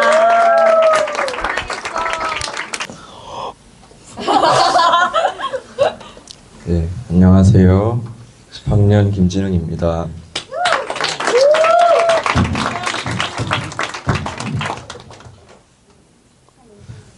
제 연구 주제는 신나는 학교 여학생들의 스포츠 활동 문화 개선하기입니다. 그리고 오늘 발표는 이렇게 진행될 예정입니다. 먼저 제가 이 주제를 선택한 이유를 알려드리겠습니다. 제가 이 학교를 처음 왔을 때 남학생들과 달리 여학생들은 스포츠 활동에 소극적으로 임하는 것처럼 보였습니다. 그리고 저는 신나는 학교 여학생들의 스포츠 활동 문화를 어떻게 활성화할 수 있을까라는 궁금증이 생겼습니다. 그래서 저는 남학생들만 즐기는 스포츠 문화가 아닌 공동체가 함께하는 더 좋은 스포츠 문화를 만들어 보고 싶어 이 주제를 선택하게 되었습니다. 이어서 연구의 필요성을 말씀드리겠습니다. 신나는 학교에 와서 남학생들과 여학생들이 스포츠 참여에 대한 참여도를 비교해 봤는데 남학생보다 여학생들의 비율이 현저히 적었습니다. 운동을 즐겨하는 사람으로서 운동은 마냥 힘들기만 한 것이 아니라 친구들과 유대감을 형성할 수도 있고 그 순간에 집중하면서 스트레스 해소를 할 수도 있다고 생각합니다. 이와 같은 이유 때문에 저는 여학생들에게도 운동을 권하고 싶었습니다. 또한 여학생들의 스포츠 활동 문화를 활성화하려면 쉽게 접근할 수 있도록 문화가 만들어져야 한다고 생각했습니다. 첫 번째로 설문조사를 통해 현재 신나는 학교 학생들의 스포츠 활동 참여율을 조사하고 참여에 어려움을 겪는 학생들의 희망 개선 사항을 조사한 다음 이에 대한 해결 방안을 모색할 예정입니다. 두 번째로는 현재 우리 신나는 학교의 스포츠 활동 문화에 대해 학생과 선생님을 대상으로 심층 인터뷰를 진행해 보려고 합니다. 그리고 심층 인터뷰를 하며 얻은 정보로 신나는 학교의 스포츠 문화에 대해 더 깊게 이해해 보려고 합니다. 그리고 죄송합니다. 마지막으로 프로젝트를 진행해 볼 예정인데요. 저희 학교에서 대표적으로 즐겨하는 스포츠인 축구와 농구에 여학생들도 쉽게 참여할 수 있도록 여자 스포츠 팀을 만들어 보는 등 다양한 활동을 진행하고 참여 관찰을 하며 운동을 하기 전과 후 스포츠 활동에 대한 여학생들의 인식 변화를 알아보고 싶습니다. 다음으로 활동 계획을 설명드리겠습니다. 5월까지는 학교에서 생활하며 학생들이 언제 스포츠 활동을 즐겨하는지 파악하고 그에 맞게 맞춤형 시간표를 짤 생각입니다. 그리고 6월부터 9월까지는 스포츠 활동을 하며 우리 학교의 여학생 스포츠 활동 문화가 자리 잡도록 노력하겠습니다. 우리 학교에서 가장 인기가 많은 스포츠인 축구와 농구를 바탕으로 스포츠 활동을 할 생각입니다. 제가 논문을 작성하면서 기대하는 바는 스포츠 활동에 적극적으로 참여함으로써 여학생들의 체력이 향상되고 공동체 모두가 스포츠 활동을 즐길 수 있는 문화가 만들어지기를 기대하고 있습니다. 마지막으로 제 작은 바람은 모두가 스포츠 활동에 적극적으로 참여해서 여학생과 남학생의 혼성 경기나 다른 학교와 스포츠 경기를 할 수 있을 정도로 성장하기를 기대하고 있습니다. 감사합니다.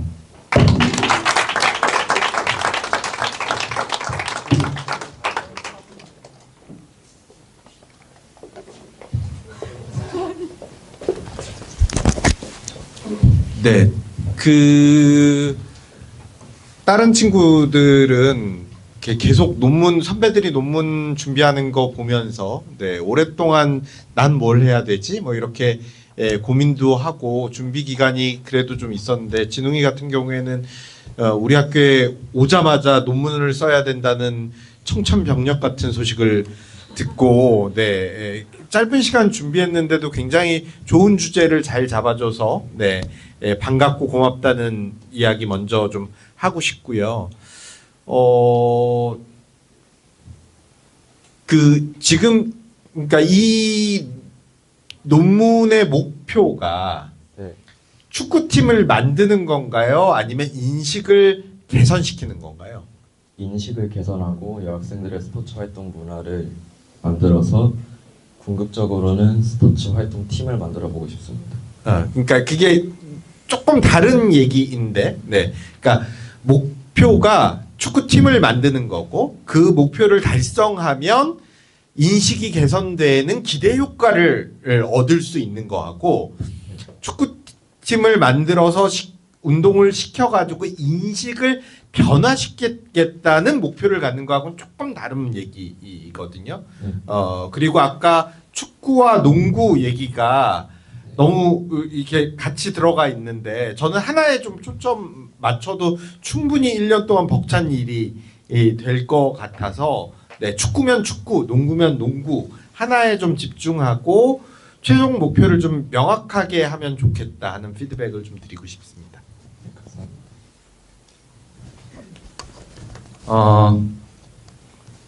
그러니까 저는 그 신난학교 여학생들을 대상으로 한다면 신난학교 여학생들한테 지금은 왜 축구와 농구로 한정을 했는지 모르겠는데 사전에 우리 여학생들한테 만약에 너희들이 어떤 스포츠를 하면은 훨씬 더 그 많은 참여를 하겠느냐는 사전 조사가 먼저 되면 좋을 것 같아요. 거기서도 축구랑 농구가 만약에 나온다 그러면 뭐 하겠지만 배드민턴이나 뭐 피구나 뭐 여학생들이 또 선호하는 종목이 있을 수 있잖아요. 그런 것들에 대한 조사를 먼저 해서 아 여학생들이 이런 걸 하면은 훨씬 더 참여를 많이 하겠구나라는 거를 하고 그 다음에 뭐 팀을 그거는 이제 이어서 나중에 추후에 하면 될 것 같습니다. 감사합니다.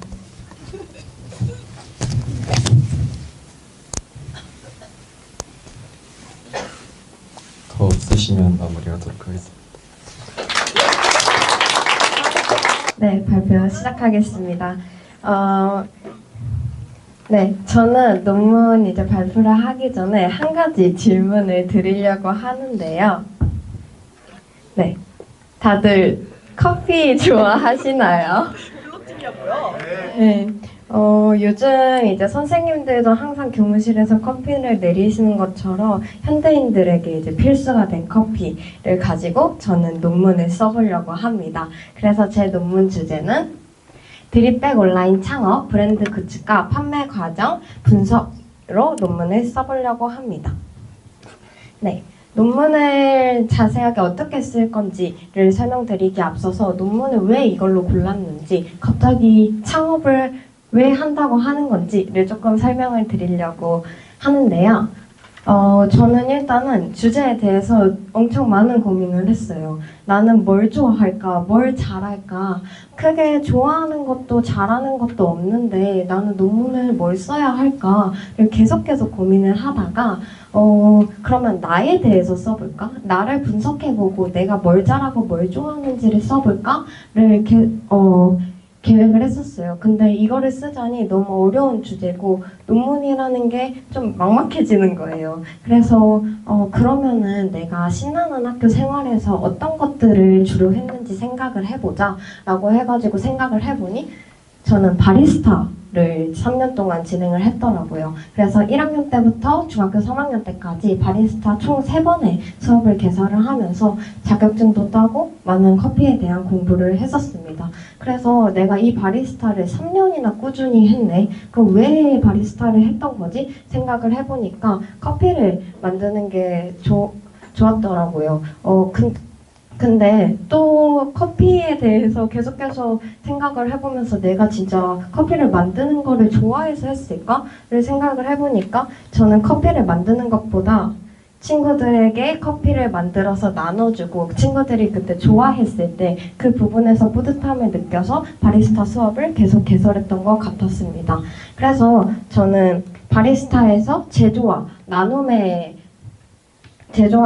하는 거를 좀 바꿔서 생산과 판매로 바꿔가지고 커피를 가지고 사업을 해보면 어떨까라는 생각이 들었습니다. 그러면은 커피를 가지고 사업을 해보자를 마음을 먹게 됐는데 커피의 시장은 너무 커요. 스타벅스, 이디야, 투썸플레이스 등 너무 많은 시장들이 있고 많은 사람들이 커피를 좋아하기 때문에 커피 시장은 너무나도 크게 발전을 했습니다.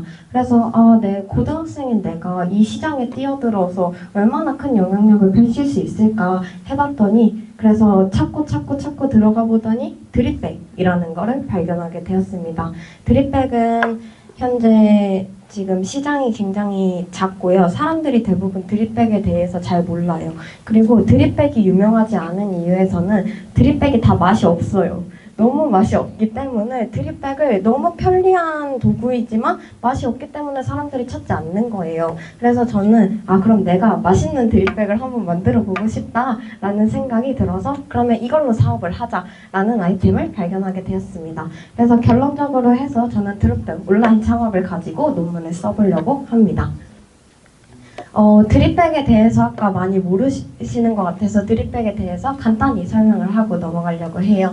드립백은 특별한 도구 없이 컵에 바로 드립커피를 마실 수 있는 건데 소비자들이 이제 커피를 많이 사게 되면서 커피 시장도 넓어지고 드립커피 매니아층이 많이 생기게 됐어요. 저희 교무실에도 선생님들이 드립백을 굉장히 많이 내리시는데 그렇게 드립백의 그 특유의 향과 맛을 좋아하는 사람들이 점점 늘게 되었습니다. 근데 드립커피를 내려본 사람들은 대부분 아시겠지만 드립백은 기구도 굉장히 비싸고 되게 까다로워요. 1초라도 초를 어기게 되면은 맛이 확 변해버리는 게 드립커피입니다. 그래서 이런 어려움들이 있기 때문에 드립커피에 대해서 되게 입문하기 어려운 분들이 많이 있습니다. 근데 드립커피를 내리기 위해서는 대략적으로 7개의 비싼 도구들이 필요하지만 드립백을 사용을 한다면 드립백과 머그컵, 그 다음에 주전자 이렇게 3개밖에 사용을 하지 않게 됩니다. 그만큼 드립백은 이런 입문하기 어려운 드립백을 보완해서 간편하게 만든 상품이다 정도로 알고 넘어가시면 될 것 같습니다. 네. 그러면은 드립백으로 이제 사업을 할 건데 거기에 대해서 논문을 어떻게 쓸 거냐에 대해서 조금 설명을 드릴 건데 제 논문 주제는 고등학생인 내가 좋아하는 주제로 사업을 해볼 수 있을까를 바탕으로 해서 논문을 쓰려고 합니다. 근데 여기서 왜 사업을 선택을 했냐 하면은 10학년은 저희가 이제 네팔 자금 같은 게 필요해요. 근데 이게 조금 저에게는 부담이 되더라고요, 가격적으로. 그래서 이거를 내가 직접 벌어보고 싶다라는 생각 때문에 사업을 조금 하게 되었고, 제가 이제 1학년 때부터 키링 같은 걸로 제가 직접 디자인해서 만들었는데 그런 거를 실제로 상품화 해보고 싶다는 생각이 계속 있었는데 이번 기회에 상품을 해보고 싶다 해서 사업으로 키워드를 잡았습니다. 그래서 이런 논문들의 체인지 메이커적인 부분은 논문을 참고해서 이제 같은 분야의 창업에 도움이 될 수 있다. 그리고 청소년 창업의 사례로 이용할 수 있다. 마지막으로 좋은 커피, 맛있는 드립백을 만들어서 좋은 상품을 소비자들에게 판매한다. 이렇게 체인지 메이커적인 부분을 알 수 있을 것 같습니다. 그래서 논문 목차를 대략적으로 좀 초안을 적어왔는데 서론에서는 연구 배경, 동기, 방법 등 기대 효과에 대해서 쓸 거고 본론에서 제가 이제 사업을 어떻게 이어나가고 어떤 과정들이 있었는지를 꾸준히 기록해서 본론에 작성할 예정입니다. 마지막에 결론으로 결과와 향후 계획에 대해서 쓰고 저는 이렇게 논문 목차를 정했습니다. 그러면 논문은 이렇게 쓸 건데 사업은 어떻게 할 거냐를 설명을 드릴 건데 네, 잠시만요. PPT가 안 보여서 네. 저는 먼저 시장조사, 분석, 이런 넓은 커피 시장에서 어떤 커피들이 좋은지, 어떤 패키지들이 좋은지 먼저 시장조사를 하고 사업을 어떻게 진행을 할 건지 계획 수립을 할 겁니다. 그 다음에 브랜드 및 제품 디자인을 할 건데 이거는 전부 업체에 맡기지 않고 제가 스스로 프로크리에이터나 포토샵을 이용해서 브랜딩을 진행할 예정입니다. 그 다음에 온라인 쇼핑몰을 어떤 곳을 할지 선정을 한 뒤 구축을 할 거고요. 그 다음에 이제 제작 및 공급망 관리는 납품처 같은 데를 관리하는 거입니다. 그걸 하고 이제 본격적으로 판매에 들어가고 판매해서 마케팅 및 홍보를 하고 그걸 바탕으로 운영 분석을 해서 논문을 작성할 계획입니다. 그래서 일단은 5단계까지 3단계까지 브랜딩 하는 거를 5월까지 마무리를 할 예정이고요. 7월까지 5단계, 그 다음에 8월까지 6단계, 11월에서 12월까지 8단계 논문 작성까지 맞추는 거를 계획을 잡고 지금 현재 진행을 하고 있습니다. 그래서 현재 진행 상황은 1에서 3단계 브랜딩 과정까지 지금 진행을 하고 있는데요. 방학 때 부모님과 계속 논의를 하면서 납품처를 구해서 납품처 사장님과 함께 지금 하려고 말이 다 됐고 그래가지고 이 납품처 사장님이 현재 맛있는 드립백을 가지고 있지만 판매 지금 브랜딩을 잘 안 돼가지고 판매가 안 되고 있다고 해요. 그래서 그 사연을 듣고 뭔가 저랑 잘 맞겠다 해서 납품처 사장님과 이야기를 해가지고 지금 납품처 사장님한테 커피 드립백에 대해서 배우면서 현재 계속 이야기를 하고 있고요. 그 사장님과 같이 샘플을 지금 제작을 하고 있습니다. 그래서 이 커피에 어떤 맛을 입힐지 어떤 향을 입힐지 계속 소통을 하는 중입니다. 그리고 이거는 이제 초안 디자인인데요. 이제 커피의 특유의 그런 특징들을 살려가지고 제가 지금 현재 제 캐릭터로 디자인을 하면서 브랜딩을 하고 있고 위에 로고 이런 드립백에 들어갈 캐릭터 그리고 그리는 과정들을 지금 진행을 하고 있습니다. 네, 여기까지 발표 마치겠습니다. 감사합니다.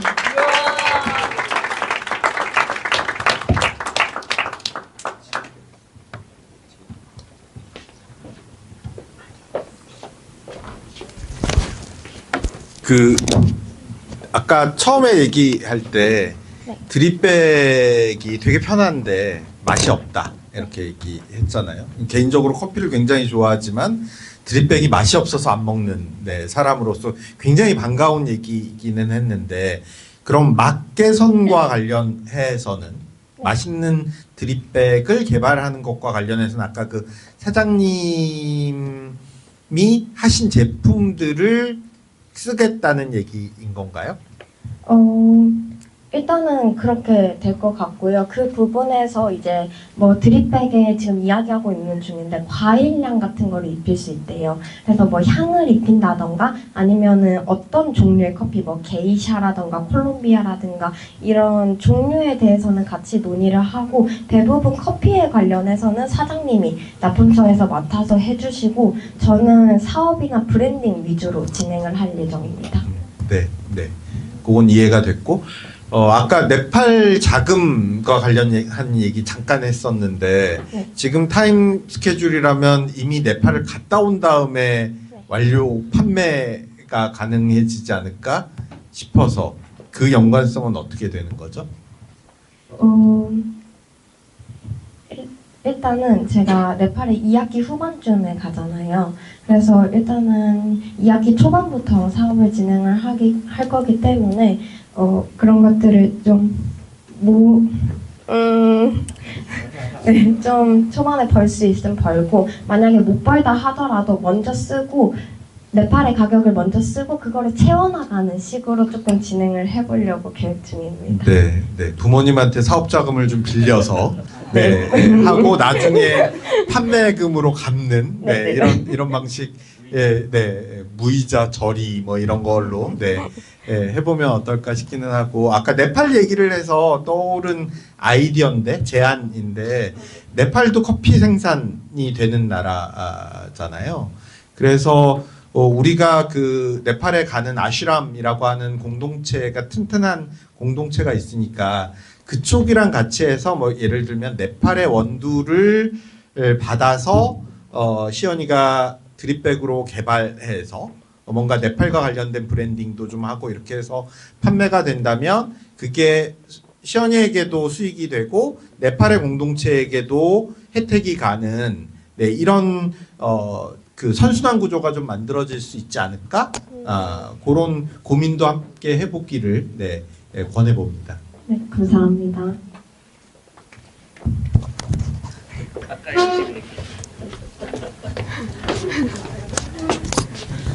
네, 지금 태가 한 말 이어받아서 정말 그렇게까지 한다면 하나 더 추가해주고 싶은 아이디어가 있는데 뭐든 어쨌든 그런 거 하려면 사업 자금 필요하잖아요. 네. 초기 자금을 부모님께만 받지 말고 크라우드 펀딩이라는 방식이 있습니다. 펀딩 받아서 사업 자금 유치해서 프로젝트 진행해도 좋을 것 같은데요. 네, 감사합니다.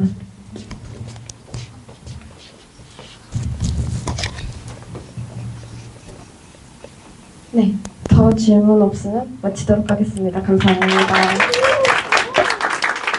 안녕하세요. 10학년 김하연입니다. 그럼 발표를 시작하겠습니다. 먼저 논문 목차입니다. 목차는 논문 주제 선정 이유, 논문 계획, 그리고 목표가 있겠습니다. 먼저 논문 주제입니다. 저는 이 연구를 통해 갈등이 발생하는 이유와 감정의 흐름을 소설 속에서 탐구하고 싶습니다. 사람들은 같은 사건을 겪어도 각자의 경험과 가치관에 따라 다르게 받아들이고 그로 인해 오해와 갈등이 발생합니다. 저는 소설 속에서 다양한 인물들의 시선을 통해 이러한 갈등을 원인을 분석함과 동시에 감정을 조절하고 해결하는 방안을 고민해보고 싶습니다. 소설 속에서 저의 갈등 상황을 담는 것은 현실에서 겪었던 갈등을 다시 돌아보고 정리하는 과정이기도 합니다. 저는 소설을 쓰면서 갈등을 하나하나 분석하고 만약 이런 상황에서 다른 선택을 했다면 어떤 결과가 나왔을지 가상으로 탐색해보고 싶습니다. 이러한 과정 속에서 저는 현실에서 바로 해결하기 어려운 문제들을 보다 객관적으로 바라보는 연습을 할 수 있을 것입니다. 그래서 저의 논문 주제는 소설 속 갈등 상황을 통해 감정의 흐름과 갈등의 원인을 탐구하고 해결 방안을 찾아보는 연구입니다. 다음으로 논문 주제 선정 이유를 알려드리겠습니다. 저는 과거에 친구들과 많은 갈등을 겪었습니다. 제가 상대방에게 건넨 말이 의도와 다르게 받아들여져 갈등이 생기기도 하고 순간에 욱하는 감정으로 친한 친구와 한순간에 멀어지기도 했습니다. 이런 상황들이 반복되면서 현실에서 제 감정을 솔직하게 표현하는 것이 점점 어려워졌습니다. 타인의 반응이 걱정되기도 하고 때로는 제 감정이 너무 복잡해서 스스로 왜 그런 감정이 드는지조차 명확히 알지 못할 때가 많았습니다. 시간이 지나면서 깨달은 점은 세상에 정말 다양한 사람들이 존재하고 그들이 모두 나와 같지 않기 때문에 갈등이 생기는 것은 자연스러운 일이라는 것입니다. 또한 갈등을 마주할 때마다 저는 앞으로 이런 상황이 반복되지 않으려면 어떻게 해야 할까? 그리고 이런 갈등을 건강하게 해결하려면 어떤 방법이 있을까라는 궁금증이 생겼습니다. 그래서 이 궁금증을 논문이라는 기회를 통해 소설 속에 녹여내고 갈등을 더 깊이 탐구해보자 합니다. 논문 계획을 설명드리겠습니다. 4월에는 소설에 참고할 자료들을 조사할 예정입니다. 갈등의 해결에 관한 논문이나 심리학 이론, 문학 작품 속 갈등 분석 등을 찾아보고 논문에 들어갈 이론도 조사해볼 예정입니다. 5월에서 6월에는 조사한 내용을 바탕으로 소설을 쓰기 시작합니다. 주인공과 주요 사건을 정하고 어떤 갈등을 다룰지 구차해서 초반부 글쓰기를 진행할 예정입니다.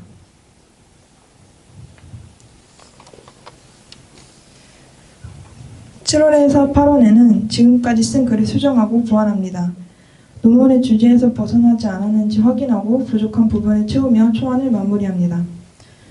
9월에서 10월에는 최종적인 정리에 들어갑니다. 소설을 마무리하고 필요하면 책으로 엮는 작업도 해보고 논문 발표 준비도 이 시기에 함께 진행할 계획입니다.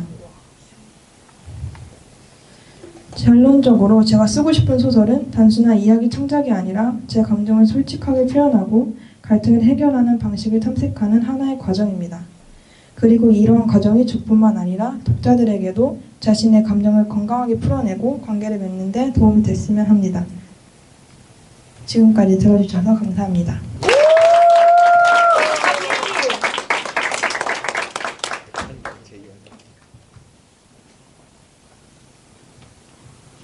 네, 믿습니다.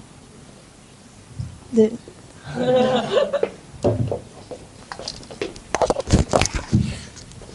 염두에 둔 소설 제목이 있나요? 제가 PPT 제목에서 보여드렸던 오행에서 이에오로라는 제목을 염두에 두고 있습니다.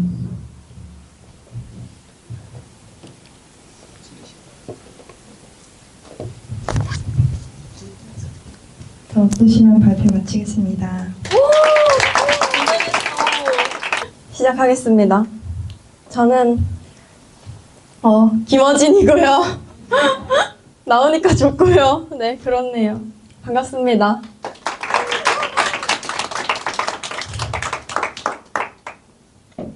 제가 PPT를 쓸지 말지 고민을 진짜 많이 했어요. PPT를 만들고 PPT를 내야 될까 말아야 될까 고민을 많이 했는데 여기 막상 나오니까 안 쓰는 게 좋을 것 같아요. 사실 뭐 PPT에 그렇게 막 자료를 넣고 한 게 아니어서 쓰고 말고의 차이도 별로 없고 그냥 여러분 타이틀만 보시라고 사랑을 추억하는 그림 공유하기가 제 타이틀이고요.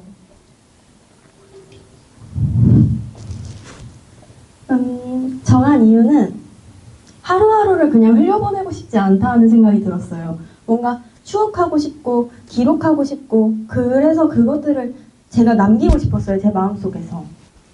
그래서 그런 후회 없는 1년을 어떻게 하면 보낼 수 있을까 하다가 논문 주제를 사랑을 추억하는 그림을 기록해서 공유하는 걸로 하면 내가 하루하루를 좀 더 의미 있게 보낼 수 있지 않을까? 의미 있게 생각할 수 있지 않을까 싶어서 정한 주제입니다. 주제가 되기까지 과정은 원래 예술이란 무엇인가라는 주제를 하고 싶었어요. 그런데 예술이란 무엇인가가 제가 진짜 알고 싶은 게 아닌 것 같은 거예요. 그래서 파고들어 보니까 아름다움이란 무엇인가가 내가 알고 싶은 거구나 하다가 근데 거기서 또 파고들어가 보니까 아름다움이 왜 알고 싶지 하다가 아, 난 내 외모를 되게 싫어하는구나. 그래서 내 외모에 대해서 되게 강박적인 그런 관념이 있다 싶어서 그런 부분들을 신경 쓰다가 그래서 나는 왜 외모에 집착하게 됐지? 하고 생각하다 보니까 아, 나는 사랑받고 있다고 느끼는 걸 되게 좋아하는구나. 근데 그런 부분이 내 안에서 충족되지 않았을 때 되게 그런 외모에 대한 집착이 일어나고 아름다움이 뭔지 고민하게 되고 예술이란 무엇인가까지 가게 됐던 거구나. 결국 중심은 사랑에 있었구나 싶어서 사랑에 대해서 이야기를 해보고 싶었습니다. 저에게 무슨 영향이 있는지 얘기하자면 저는 외부에서 받은 감정을 곱씹고 추억하고 그런 거에서 제가 저 스스로를 치유하고 싶었어요. 진덕이 주제를 들어보니까 진덕이 주제가 약간 그림으로 약간 사람들을 치유하는 거더라고요. 저는 저만 치유할 겁니다. 그래서 저부터 치유하는 것들을 하고 싶고요. 네, 물론 상대방들도 치유하면 좋죠. 뭔가 그게 그 약간 체인지 메이커적인 요소인 것 같아요. 여러분들도 제 것들을 보고 치유받을 수 있고 공감할 수 있다면 뭐 그것 또한 치유이고 뱅크시라는 예술가가 한 말이 하나 있는데 예술은 편안한 사람을 불안하게 하고 불안한 사람을 편안하게 한다는 유명한 말이 있어요. 네, 저는 그 말을 되게 좋아합니다. 저도 여러분들을 편안하고 불안하게 만들고 싶어요. 네, 여기까지가 제가 하고 싶었던 말인 것 같고요. 저는 제가 여러분들이 궁금하지 않은 것들을 막 떠들고 싶은 마음이 없어서 그냥 질문 들어오면 그것들 많이 답변하고 싶습니다. 질문 많이 해주세요. 감사합니다.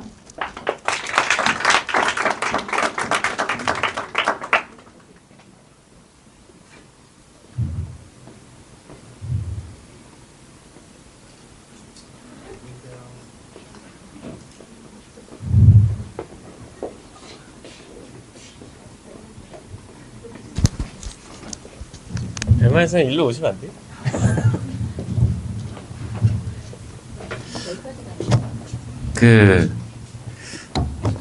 이거를 하기 위해서 사전적으로 뭘 더 조금 더 전문적으로 공부를 해보고 싶어요? 생각한 게 있는데요. 저는 일단 좀 더 많은 사랑 자체를 많이 하려고 하고요.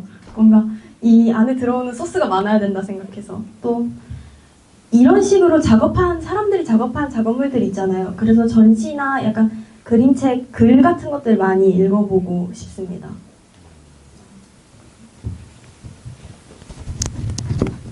네, 작년 짝쌤으로서 논문 주제를 선정해가는 과정에서 얘기를 꽤 많이 했었는데 저는 지금 오늘 어진이가 잡은 주제가 굉장히 반가운 것 같아요.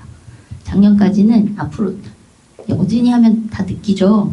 앞으로 예술가 되겠구나 라고 다 생각하잖아요. 그런데 앞으로 예술가 될 사람이 작년까지는 뭐라고 했냐면 예술가로 어떻게 먹고 살지? 그래서 지금 예술가들은 어떻게 하는지를 보고 싶어요. 그들에게 묻고 싶어요 그랬는데 제가 생각하기에 예술가는 질문을 자기에게 하고 그 질문에 대한 답을 자기가 내리는 다고 느끼거든요. 네, 오늘 어진이는 작년까지만 해도 묻겠다 그랬는데 오늘은 자신에게 묻겠다. 자신이 해보겠다 이렇게 말하고 있어서 네, 그냥 조사해서 내는 논문보다 자신이 스스로 자기의 무언가를 계속 만들어내는 작업을 꾸준히 해나가는 게 오히려 예술가 될 사람으로서의 첫 발을 내딛는 것 같다라는 느낌에 주제 드디어 잘 찾았구나 싶습니다. 감사합니다. 네, 없으시면 이 정도로 마무리할까요? 감사했습니다. 네, 걱정도 되고 좀 떨리네요. 안녕하세요. 소설 속의 캐릭터와 작가의 연구 및 소설 창작을 논문 주제로 잡은 김나혜입니다.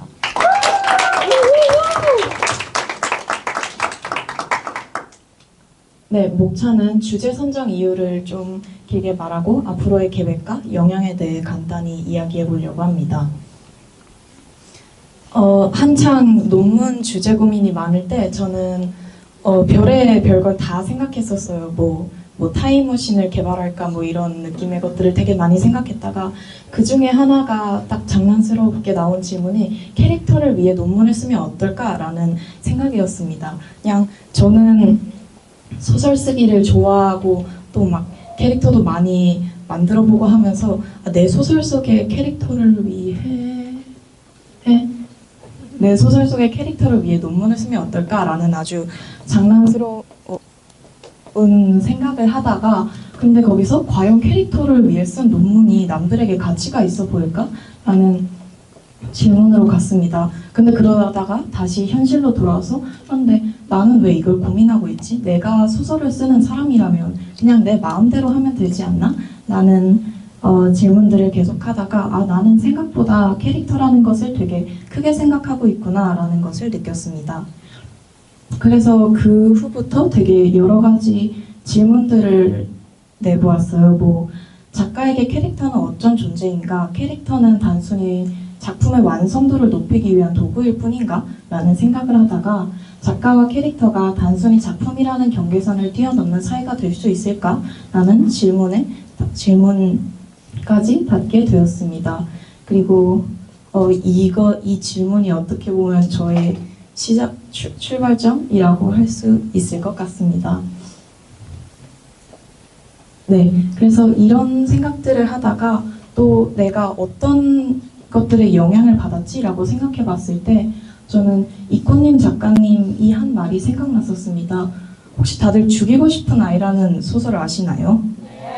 네, 제가 되게 좋아하는 작가고 되게 좋아하는 작품인데 원래 이코님 작가님은 죽이고 싶은 아이 2를 쓸 생각이 없으셨다고 합니다. 왜냐면 이미 하고 싶은 말을 다 넣었고 또 쓰고 싶은 이야기가 많았기 때문에.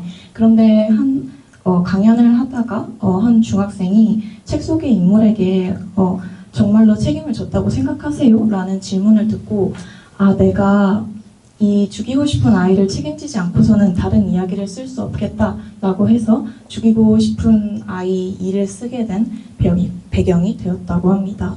그래서 이런 말들을 보면서 되게 멋있다. 나도 저런 것들에서 영향을 받고 나도 저런 생각이 담긴 소설을 쓰고 싶다라고 생각을 했습니다. 그래서 그렇다면 포커스를 나에게 맞춰서 나는 어떤 작가가 되고 싶을까? 나는 어떤 소설을 쓰는 사람이 되고 싶을까? 그리고 나는 어떤 마음으로 소설을 쓸까를 생각하다가 나름대로 그럼 나는 내가 생각하는 소설이란 무엇이고 나는 어떤 소설을 쓰고 싶지? 라고 생각을 했을 때 저만의 제가 생각하는 소설의 정의를 내려봤습니다.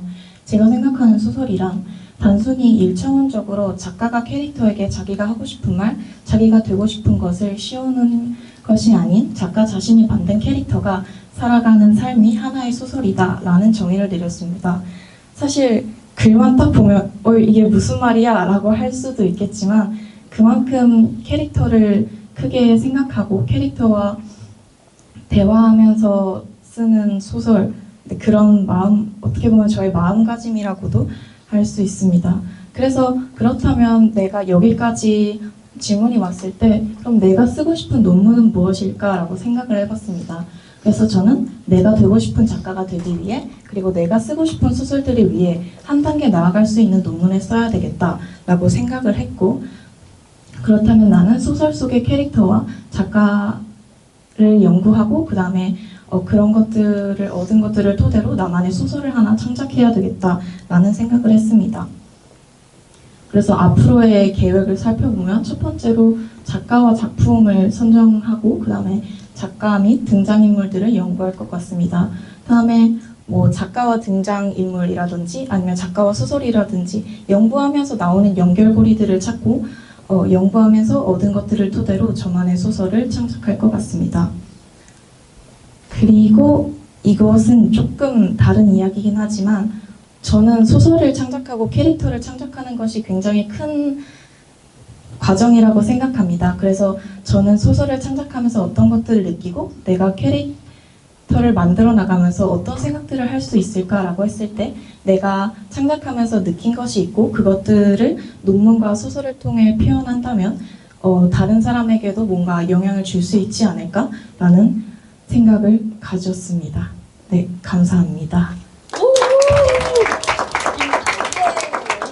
네, 피드백 많이 주시면 감사하겠습니다. 질문인데 그 아까 죽이고 싶은 아이 그 작품 네. 말고 한 네. 소설 캐릭터를 몇 편 정도는 연구하실 생각인지.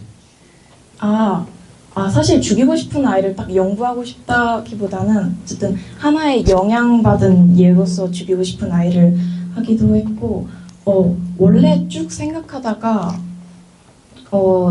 주제가 이거랑 조금은 달랐을 때는 한 작가 2명 정도를 선정해서 작품을 5개 정도 읽어보면 어떨까라는 생각을 했었는데 아무래도 소설까지 창작을 하려면 5개는 조금 어려울 것 같고 뭔가 한 작가를 깊게 파거나 아니면 다양한 성장 소설 작품들을 좀 많이 읽어볼 것 같습니다. 그럼 염두에 두고 있는 소설 작가가 있나요? 찾아봤을 때 일단 그 소설 작품이요. 뭐 작가든 양기저 작가님의 모순이라는 책도 생각을 좀 했었고 아니면 은희경 작가님의 새해 선물이라는 책도 엄마가 추천을 해주셔서 그런 것도 생각하고 있었고 아니면 요즘 정세랑 작가도 되게 많이 뜨는 작가로 알고 있어서 그렇게 좀 계속해서 앞으로 나아갈 수 있는 작가들 아니면 스테디셀러를 쓴 작가들을 이렇게 좀 많이 찾아볼 것 같습니다.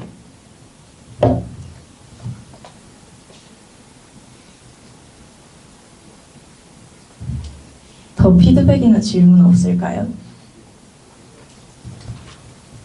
네, 그럼 들어가겠습니다. 감사합니다.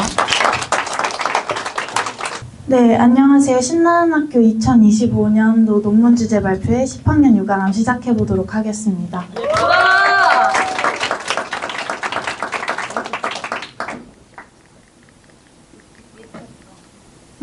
네, 일단 저의 논문 발표 목차는 첫 번째 동기와 주제, 두 번째 목적, 세 번째 과정, 네 번째 앞으로의 계획, 다섯 번째 기대 효과로 진행해 보도록 하겠습니다. 네, 혹시 여러분 자아실현이라는 말에 대해서 들어보셨나요? 네, 학교에서 수업하면서도 많이 들어보셨을 수 있을 것 같은데요. 자아실현을 한자 뜻 그대로 하면 스스로 자자에 나 아자, 열매 실자 나타날 현자로 스스로 열매를 맺어 표출한다는 의미를 가지고 있기도 합니다. 저는 이런 자아실현에 대한 어떤 관심도를 평소에도 가지고 있었는데요. 영국의 철학자 토머스 힐 그린은 자아실현이 인간의 궁극적인 목표다라고 말을 했습니다. 여러분도 많이 들어보셨을 텐데요. 많은 사람들이 자아실현이 인간의 궁극적인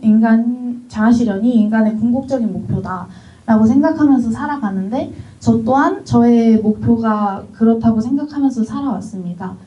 근데 정작 자아실현에 대해 생각해 보니까 제가 잘 모르는 것 같은 거예요. 그래서 저의 질문은 뭔가 자아실현의 그 자체의 의미는 뭐가 있을까? 또 그게 우리와 어떤 관계가 있으며 삶에는 어떻게 드러나는가? 라는 순전한 궁금증으로 이 주제를 시작하게 되었습니다. 네, 그래서 이런 동기로 나온 질문은 자아실현에 관한 이런 동기로 나온 저의 주제는 자아실현에 관한 철학적 고찰 및 작품을 통해 표출되는 과정의 모습, 본인 작품을 중심으로입니다. 네, 그래서 저의 질문이 무엇이냐? 아까와의 질문에서 조금 더 구체화된 질문일 것 같은데요. 첫 번째로는 자아실현에는 어떠한 의미가 있나? 그 자체에 대한 의미와 자아실현이 우리의 삶에 어떻게 연결되는가? 삶에서의 의미와 자아실현은 우리의 삶에 어떻게 드러나는가? 표출의 모습 이렇게 세 가지 정도 있을 것 같습니다. 사실 자아실현이라는 주제를 왜 작품으로 연결을 시켰나 하고 궁금해하실 수도 있을 것 같은데요. 네, 자아실현이란 어떤 그 자체의 의미는 사실 눈에 보이지 않습니다. 그래서 그 자아실현을 어떤 감각적인 예술 작품으로 표현함으로써 좀 더 쉽게 다가갈 수 있고 또 세상의 꾼을 연결하고 나누면서 서로 다르지만 하나된 공감대를 느낄 수 있으리라고 생각을 하고 그런 목적을 잡았습니다. 네, 저의 논문 과정은 두 가지 파트로 좀 나뉠 것 같은데요. 첫 번째 파트는 자아실현의 의미와 철학적 고찰, 그리고 두 번째는 표출 과정의 모습, 작품을 중심으로 할 것 같습니다. 네, 그래서 자아실현의 의미를 알아보고 개인의 해석, 타인의 해석은 인터뷰를 통해 진행될 예정인데요. 여기서 인터뷰는 뭔가 자아실현에 관한 전문가분들한테 좀 해보고 싶습니다. 그리고 그게 전문가 피드백까지 좀 이어졌으면 하는 마음이 있고요. 여기서 전문가라 하면 되게 모호한데 제 생각에는 어떤 예술가분이 될 수도 있을 것 같고 철학자가 될 수도 있고 어쩌면 혹시 수학자가 될 수도 있을 것 같습니다. 그래서 인터뷰를 하고 삶과의 연결로 첫 번째 파트를 정리를 한 다음에 작품으로 넘어가게 됩니다. 네, 작품을 완성을 한 뒤엔 전시회를 열 예정인데요. 이 전시회는 단지 작품을 어떤 감상하고 바라보는 장소가 아니라 자아실현에 관한 소통의 장이 되었으면 하는 저의 바람이 있습니다. 그리고 어떤 작품에 대한 분석과 논의를 마치고 관객 전문가에 대한 감상 및 피드백으로 저의 논문은 마무리되게 됩니다. 네, 그래서 앞으로의 계획. 일단 3월에는 주제 발표, 지금 하고 있는 주제 발표를 마치고 인터뷰 대상과 질문 선정을 할 예정입니다. 4월에는 자아실현의 의미와 인터뷰를 시작할 예정이고요. 5월에는 이어서 인터뷰를 하고 그거에 대한 마무리를 좀 짓고 그 다음에 6월부터 작품으로 넘어가게 됩니다. 동시에 전시회 준비도 같이 하고요. 7월, 8월까지 마무리를 하고 9월에는 전시회, 9월 중순에서 말에는 전시회를 열 것 같습니다. 그래서 거기서 전시회 열고 감상과 피드백을 받고 10월에는 네팔 세상학교에 갔다가 결론으로 마무리를 짓게 될 것 같고요. 11월에는 깊은 퇴고 과정을 거친 뒤에 12월에는 발표 준비와 심사가 있겠습니다. 네, 마지막으로 제가 이 논문을 통해서 기대하고 있는 기대 효과는요. 뭔가 제가 강조하고 싶은 것은 연대와 공감, 위로라는 세 가지 키워드가 가장 클 것 같습니다. 사실 아까 말씀드렸듯이 자아실현이라는 개념은 눈에 보이지 않습니다. 근데 그런 모습을 보다 쉽게 다가오는 어떤 감각적인 매체인 예술작품으로 표현을 함으로써 각자 삶의 자리에서 자아실현을 행하고 있는 이들에게 어떤 같은 뜻을 향해 함께 가고 있는 사람 또한 옆에 있다는 것을 알리고 또 그로 인해 외로움도 해소하고 더 나아가서 앞으로 자아실현을 향해서 더 나아갈 수 있는 그런 계기가 되었으면 하는 마음이 가장 큰 것 같습니다. 그리고 또 있는 건 개인의 고찰이 있을 것 같은데요. 저는 자아실현에 대한 의미를 알고 싶은 마음이 굉장히 컸었는데 이 논문을 통해서 그거에 대해 깊이 연구하고 공부하는 기회가 될 수도 있을 것 같습니다. 네, 마지막으로는 물음표입니다. 어떤 살아가면서 자아실현이 사람들에게 어떤 의미가 있나 또 내가 앞으로 어떻게 살아갈 것인가 하는 질문들을 이 논문을 통해서 던져볼 수 있을 것 같습니다. 네, 이상으로 제가 이 발표를 마치면서 제 논문을 시작해 보려고 합니다. 감사합니다. 네, 질의응답과 피드백 부탁드립니다.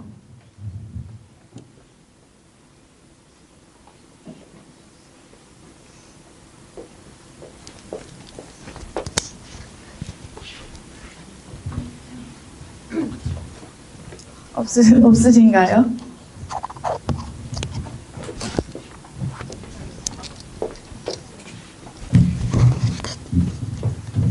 우선 그 작품의 형태가 뭔지 첫 번째는 그거고요.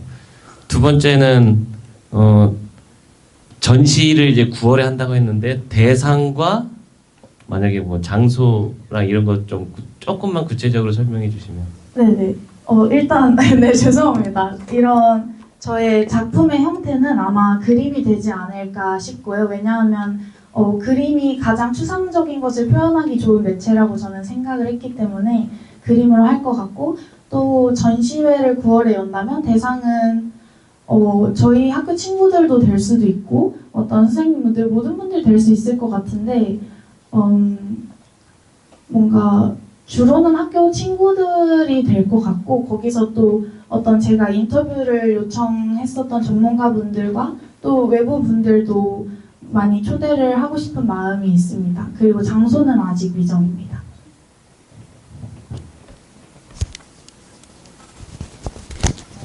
저도 같은 질문하고 싶었는데 네비쌤이 하셨는데, 저는 지금 가람님이 하신 응답에 이렇게 보태서 대상을 좀 더 넓혀보면 어떨까? 우리 학교로만 한정 짓지 말았으면 좋겠다. 아예 이참에 밖으로 나가보자. 이거 들고 밖으로 나가서 자아 실현에 대해서 생각할 사람들은 사실 많으니 메시지도 던지고 우물에서 한번 나가보면 어떨까 하고 제안하고 싶습니다. 네, 네네, 감사합니다. 제가 한번 우물밖 개구리가 돼보도록 하겠습니다. 네, 또 뭔가 질의응답과 피드백 있으신가요? 네, 없으시면 마치도록 하겠습니다. 네, 안녕하세요. 김병찬입니다. 네, 제 주제는 바트카다 리듬의 이해와 창작입니다.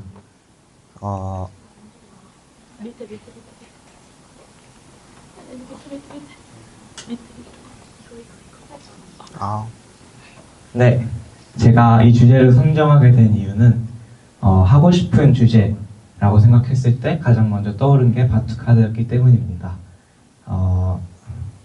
그래서 바트카다를 통해 뭘 할까 생각해 봤더니 저희 신나한 학교만의 독창성을 좀 더 발전시키면 좋겠다 하는 생각이 들었습니다. 그래서 신나한 학교만의 독창성은 뭐가 있을까 생각해 봤을 때 우리만의 리듬을 만들어 보자 하는 생각도 들었습니다. 그러면 이러한 질문도 생길 수 있을 것 같습니다. 바트카다 리듬은 어떻게 만들어질까? 어쨌든 그래서 제 주제는 바트카다 리듬의 이해와 창작입니다. 또한 목표는 신나한 학교 바트카다의 피스 만들기입니다. 네, 이 주제를 연구한다면 신나한 학교 바트카다의 발전이 있을 것입니다. 첫 번째로 바트카다 실력이 오를 것이며 지식을 얻을 수 있습니다. 두 번째로 저희 신나한 학교만의 독창성을 발전시킬 수 있습니다. 저는 이 논문을 님이라는 단체와 함께 작업하기로 했습니다. 님이란 양산 창조 세계 여행 학교의 졸업생들이 만든 청년 문화예술 공동체입니다. 24년도에 저희가 바트카다 몰입학교로 방문을 했었고 영덕에 있습니다. 저는 이 중에 공연 팀장님인 이의연님과 함께 작업을 하기로 협의해 놨습니다. 다음 계획입니다. 우선 공부를 해야 합니다. 바트카다에 대한 기본도 공부해야 하고요. 작곡에 대한 공부도 해야 합니다. 다음 작곡 준비를 해야 합니다. 전체적인 틀을 잡아야 합니다. 그 다음은 한국에 있는 바트카다 팀을 조사해 볼 생각입니다. 돌아다니면서 차용할 부분은 없는지, 퍼포먼스나 리듬은 어떻게 구성되어 있는지, 주말이나 방학에 틈틈이 돌아다닐 예정입니다. 그렇게 해서 작곡에 들어갑니다. 작곡에 들어가면 제가 먼저 비트를 찍어서 그 아까 공연 팀장님에게 보내드리면 그분이 피드백을 주시고 저는 그 내용을 바탕으로 또 수정을 하는 식으로 진행을 할 예정입니다. 또한 여름방학에는 님이 위치해 있는 영덕에 찾아가서 집중적으로 작곡을 할 예정입니다. 네, 그렇게 해서 작곡이 끝나면 신나한 학교에 공유를 할 것입니다. 제가 배웠던 기본적인 지식도 공유를 하고 제가 만든 피스도 공유를 해서 연습을 한 뒤에 공연을 하는 것을 목표로 하고 있습니다. 또한 신나한 학교 안에뿐만이 아니라 제가 조사할 때 도움을 주셨던 줄 예정인 바트카다 팀들, 한국의 바트카다 팀들에게도 공유를 해서 그분들과도 같이 공연을 하면 좋겠다 하는 바람도 있습니다. 네, 여기까지입니다.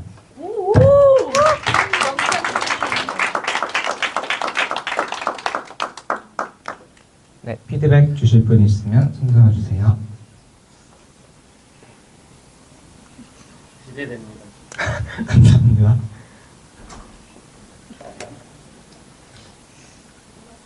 네, 더 없으신가요? 그러면 들어가겠습니다. 감사합니다. 일단은 양해 말씀을 좀 드리자면 제가 마지막이어서 PPT에 뭐 있는 게 없어요. 왜냐하면 이렇게 시간이 촉박할 걸 알아서 말로 때우려고 최대한 PPT를 줄였고요. 그럼 바로 시작하겠습니다. 제가 선정한 이번 논문 주제는 그림이 건강한 자아 형성에 미치는 영향 연구인데요. 이 주제를 선택하게 된 동기는요. 제가 이제 여러분도 다 알다시피 그림 그리는 걸 정말 좋아하는데 저는 가끔 제 그림이 너무 싫었어요. 남과 비교를 했을 때 이거는 내가 원했던 게 아닌데 내가 원하는 대로 그림이 안 나오네 싶었던 적도 많았고 네, 약간 남과 비교하고 내 자신의 것을 찾기보다는 누군가의 것과 비교하며 누군가를 따라가려고 하는 그런 게 많았어서 많이 그림을 싫어했었는데 어느 날 선생님 한 분이 저에게 오셔서 얘기를 해주셨어요. 꼭 남이 봤을 때 잘 그린 그림이 잘 그린 그림은 아니야. 너가 봤을 때 만족스럽다면 그게 잘 그린 그림이 될 거야. 약간 발음 테스트 같긴 한데 그래서 저는 그 얘기를 듣고 남 기준에 미치는 것보단 저에게 만족스러운 결과를 만들고 싶다라는 생각하기도 했고 나를 표현하는 거를 조금 이게 좀 글씨가 딸리긴 하는데 나를 그림과 누군가와 소통하면서 꼭 잘 그려야 된다는 생각을 버리고 오직 나를 표현하는 작품을 만들어 보고 싶었어요. 그리고 제가 이렇게 느끼면서 성장했고 저를 표현할 수 있는 작품을 만들어도 봤었는데 그런 걸 이제 저희 신한학교 학생들한테도 전해주고 학생들이 조금 편안한 공간 속에서 나를 꼭 잘 그려야 한다는 부담을 버리고 그림으로 자신을 표현할 수 있는 계기가 됐으면 좋겠어서 이 주제를 선정했었습니다. 네, 목찬 넘어가고 그렇게 해서 이렇게 큰 주제 3가지로 나왔었는데 나 자신에 대해서 알아가는 과정을 알려주고 싶었고 나의 감정에 대해 솔직해지는 것도 알려주고 싶었고 그림으로 나의 마음을 표현하는 것을 알려주고 싶었습니다. 그러면서 이제 연구 목표는요. 제가 그림을 싫어했었지만 그래도 평소 친구들에게 잘 그린다, 잘한다 이렇게 칭찬을 많이 받았던 그림을 이용해서 친구들과 1대1로 대화를 해보면서 편안한 공간 속에서 자신을 표현할 수 있는 프로젝트를 진행해 볼 예정입니다. 그 프로젝트를 진행하면서 얼마나 변화하는지 마음이 어떻게 편안해졌는지 그런 것 등등을 연구해서 보고서 작성을 하면서 논문을 작성할 계획입니다. 네, 대충 이렇게 앞으로의 계획은요. 일단은 저는 이번 한 학기에는 이론 공부와 그 프로젝트를 진행할 예정인데요. 한 2달 정도? 한 4월, 5월까지는 제가 이론 공부를 해서 심리치료는 무엇인가 그것에 대해서 좀 더 뻗어나가서 미술심리치료는 무엇인가에 대해서 공부를 하고 그 정보들을 이용해서 저희 학생들에게 프로젝트를 진행할 예정이고요. 그러고 나서 프로젝트를 진행하면서 느꼈던 감정이나 아니면 그 학생들의 변화 그런 것들을 확인을 하면서 보고서를 작성 후 제가 지금 미술학원을 다니는데 거기 계신 선생님들에게 뭔가 미술 심리치료에 관련된 직업을 하시는 분들이 계신지 여쭤보고 만약 계신다면 그분들한테 가서 전문가 피드백을 받고 마무리할 예정입니다. 네, 감사합니다. 이렇게 빨리 끝냈고요. 질문을 해주시면 감사하겠습니다.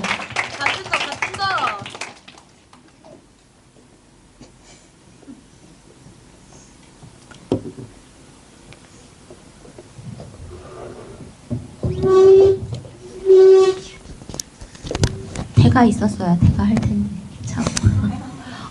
근데 듣다가 약간 논문 주제가 뭐지? 하고 약간 헷갈려져가지고 질문합니다. 저 그림을 그리면서 본인의 건강한 자아 형성을 얘기를 하려는 거인지, 아니면 그 미술을 통해서 아이들에게 미술로 이렇게 치료하는 것을 하려는 건지, 요걸 보면은 친구들에게 하겠다는 얘기로 들리는데 앞에 그 주제 선정의 이유 등등등 하고 그동안 설명한 걸 보면 내가 나 그림 그리는 거 싫어했는데 이러면서 이걸 하면서 내가 계속 그리면서 그때 나의 감정은 어떠한지 이런 걸 좀 기록해 보겠다라고 얘기했던 두 가지가 지금 서로 상충되는 것 같아서 정확한 계획이 뭔지가 궁금해졌어요. 저는 제가 느꼈던 거를 친구들에게도 전해주고 싶었어서 그렇게 얘기를 한 건데, 사실 좀 제가 주제 선정을 좀 늦게 해가지고 막 정리가 잘 안 돼 있는 편이어서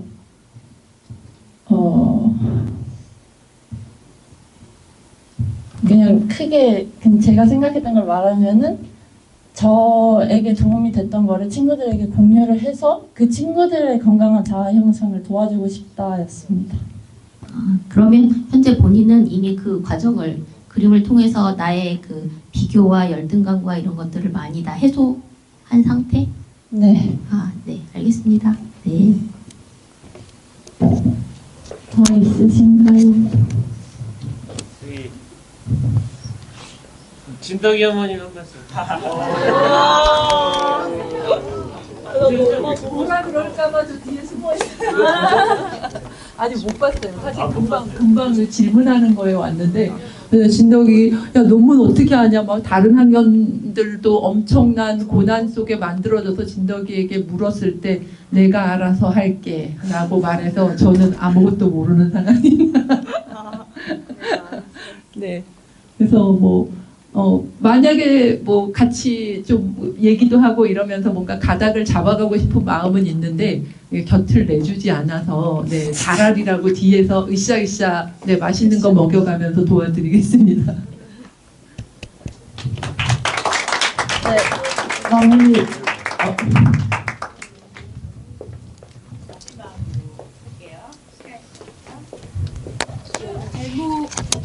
자기가 전달하고자 하는 내용이 제목에 그대로 드러나야 합니다. 그래서 반드시 제목 수정을 계획서 수정과 함께 해오시기를 바랄게요. 우리 10학년 친구들 모두가 정말 논문을 누구보다 잘 하고 싶어 했고, 특별히 그것을 개인적인 이야기로 풀어내고 싶어하는 그 과정들을 함께 지켜볼 수 있어서 너무 좋았고요. 그래서 이제 계획서를 잘 세워서 우리가 기쁘게 즐겁게 신나는 학교에서 논문은 되게 힘든 줄 알았는데 알고 보니까 되게 신나더라 라는 것들을 우리 올해 10학년들이 좀 해냈으면 좋겠습니다. 고생 많으셨습니다.